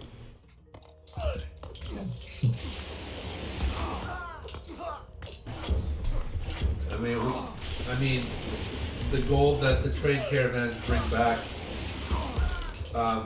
is well documented on YouTube. They bring back 300, sometimes 400 gold a piece. So I would definitely put a pharaoh on one of the markets. Wouldn't you say? Yeah, that's also It's a bit weird. why I prefer to research New Kingdom first. Yeah. Well, I mean, we're talking about raw here. You could even put a priest on a market, right? Yes, you can also do that, but I believe it's 15%, whereas the Pharaoh, I believe, is 25%. For Ra, that is, it's, I think, 20 for 7 ices. I'm not sure because I get 2 tips live, you know, in the Empire series.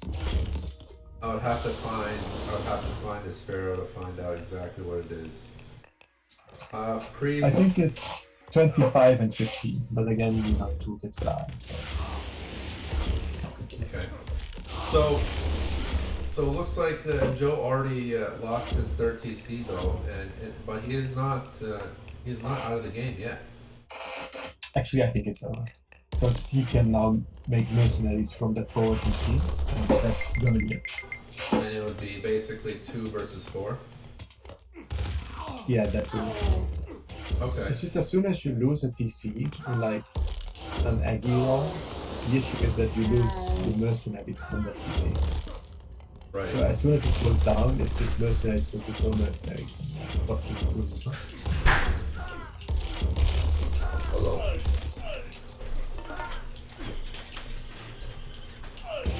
We do have now a lighthouse being built. And It's our first lighthouse. very fancy, I love it. This is our first Did you know? lighthouse. Did you know you can make lighthouses with fishing ships as well? Yeah, I've never done it, but yeah, I did see that option there. How long does it take for a fishing ship to build a lighthouse? Probably like 20 minutes in game That takes time. an hour. That takes an hour. I don't know how long, but that takes an hour. Are we going to see some additional lighthouses? Oh, we see more lighthouses being built now. Yeah, this is a big deal. We see another lighthouse being constructed. It doesn't even have signal fires. How BM is that? I'm not impressed. Not impressed.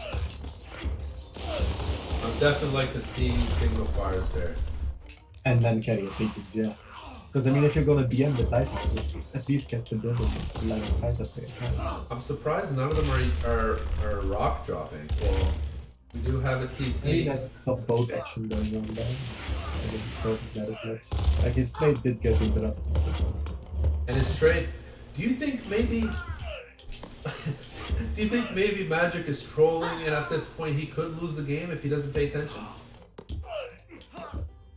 I mean, yeah, he has to, you know, fix his trade at the moment because it's idle.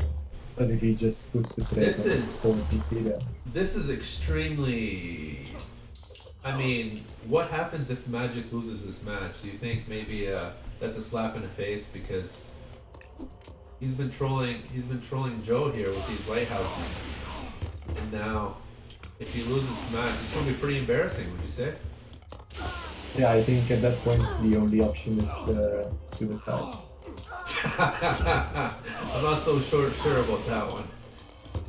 There is no other option after that. Suicide's Fun fact never- actually, I think you never can an option. garrison stuff in lighthouses, but I'm not sure.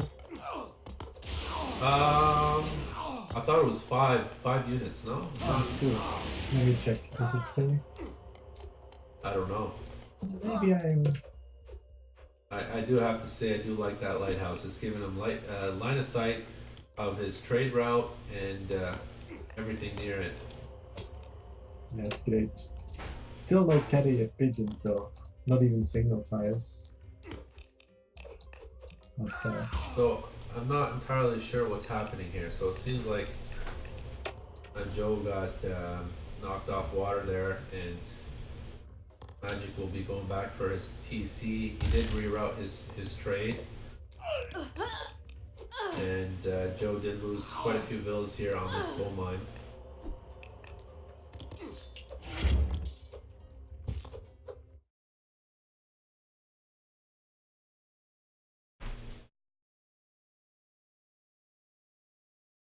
He's not even trying to rebuild the town center.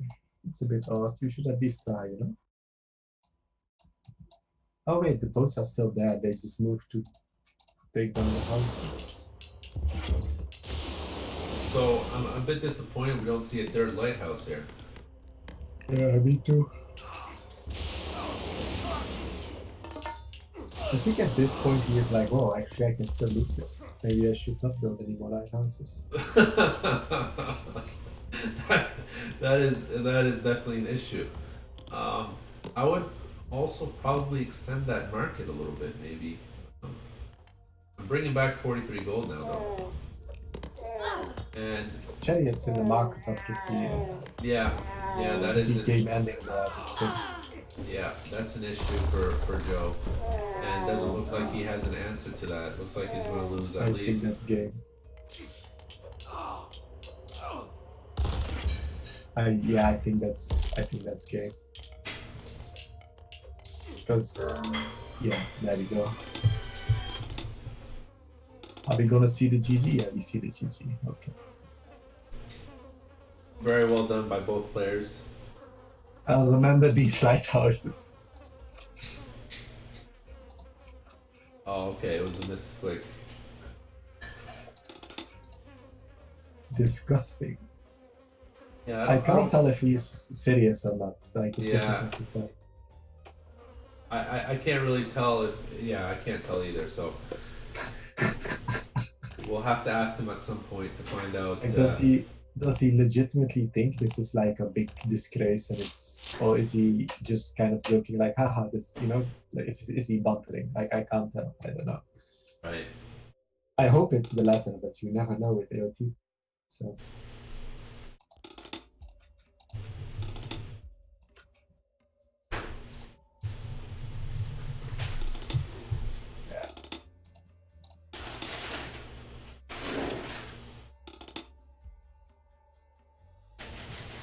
Very well done. So we do have a raffle for $50 here. As promised, there is the second raffle that we're going to be doing. So we're going to start that up immediately. And just let me get this on the stream here. So I will update the scoreboard for you guys. We do now get Magic. Sorry, that was for Joe. That was there we go. So we do see now 3-1 for Magic. Magic wins the best out of 5. So big congratulations to Magic. We will have another show match next Sunday at the same time with another new series. But before we get to that, we're going to roll the dice here to see who will win this next raffle. So let me just pull this up. I hope it works, that you guys can see it on stream, because last time I did it, you guys were not able to see it. So I'm going to try and do it.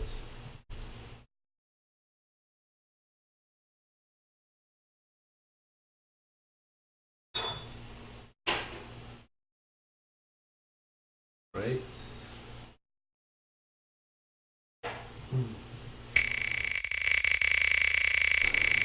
So this is not going to count. It's just a test to see if you guys can see it or not. It doesn't look like you guys can see it.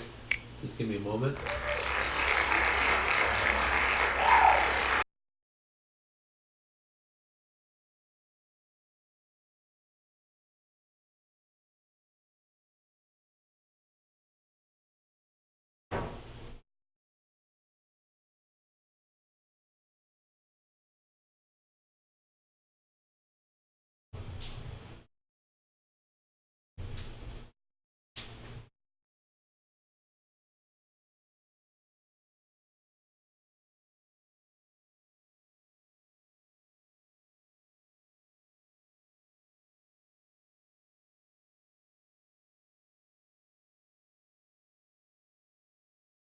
I can't seem to get this thing to work. Might have to use. Let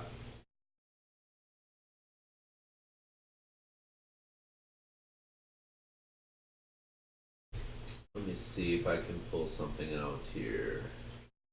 Give me a moment, guys. We'll get this to work. Just give me a moment. Perhaps you guys can listen to some music here for a quick minute.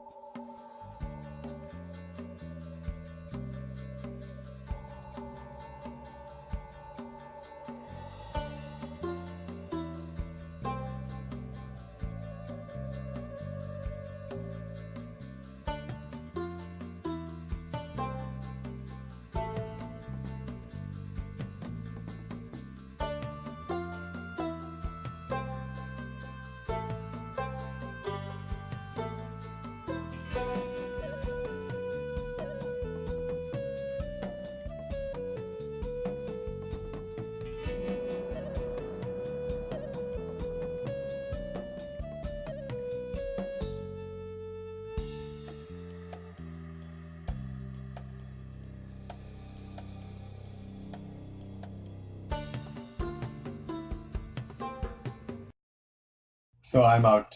Okay. I'll see you next week. All right, Lorenzo. So I thank you for joining me today, and yeah, we'll see you next week. Thank you. Yeah, no problem, man. Cheers. Thanks once again. Okay, guys. So we're not able to get this thing on the stream for some reason. We're not able to pull it up. Doesn't want to show. Just try display capture, dude. Doesn't work. Display capture doesn't work because I'm not using the other thing. But I do want to get this raffle going for you guys. So give me a moment. I'm going to try browser one more time.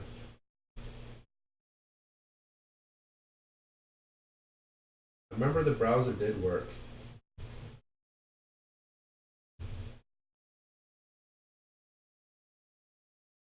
Okay. You guys see this?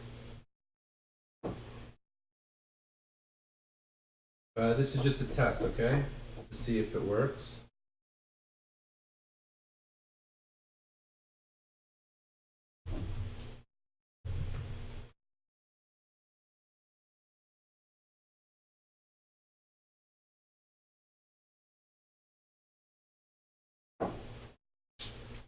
Okay, whether or not this works, I'm just going to spin anyway. I'll let you guys know who the winner is. All right, here we go.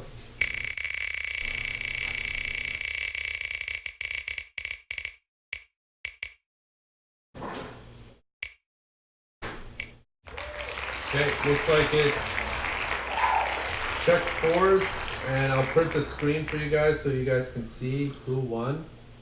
So we need a check fours. Do we have a check fours in the chat?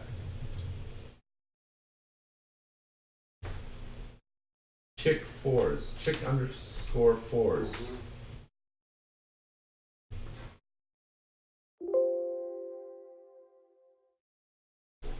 His name is spelled CHIKH underscore fours. We got anybody with that name? If we don't have anybody claiming this prize within 2 minutes, then we'll just spin it again here.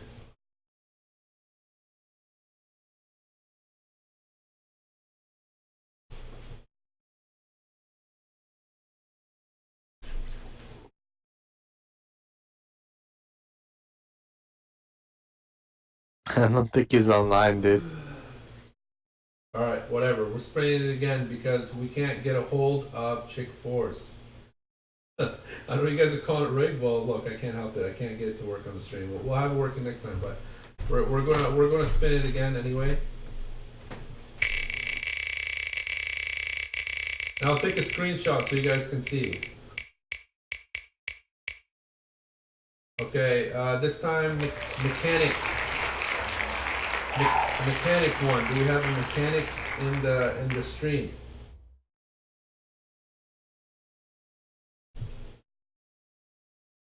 Well, basically how it works is you need to message me on Discord. So, do we have a mechanic here? If not, then I'm just rolling again. So, we need an answer within 2 minutes. He was definitely online earlier. Going twice.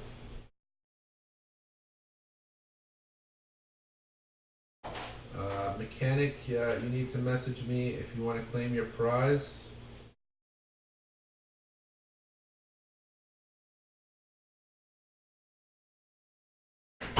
Alright, does not look like we have a mechanic in the chat, so we're going to roll again. And you know, as usual, I'll take a screenshot for you guys so you can see who won. Okay, so this next person is player. So we have a player in the chat.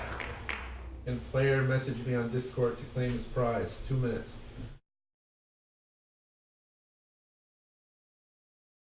Yeah, Nick, and for next week, you can just sign up in the Discord and type the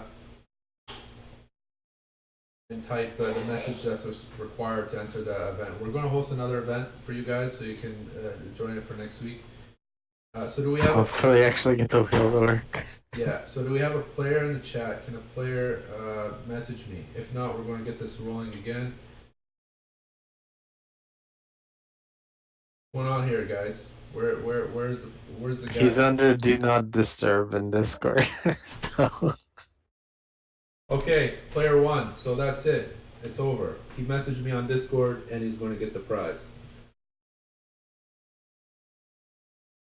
Can we verify that it's the same player that messaged and entered the giveaway? Let me just check. Player. Let's see. It is player hashtag 8105. Okay, he won. Okay, guys. So player won the second raffle. Magic won the first raffle. So thank you for participating. We'll host another raffle for next week and also another show match. So take care and thanks for watching.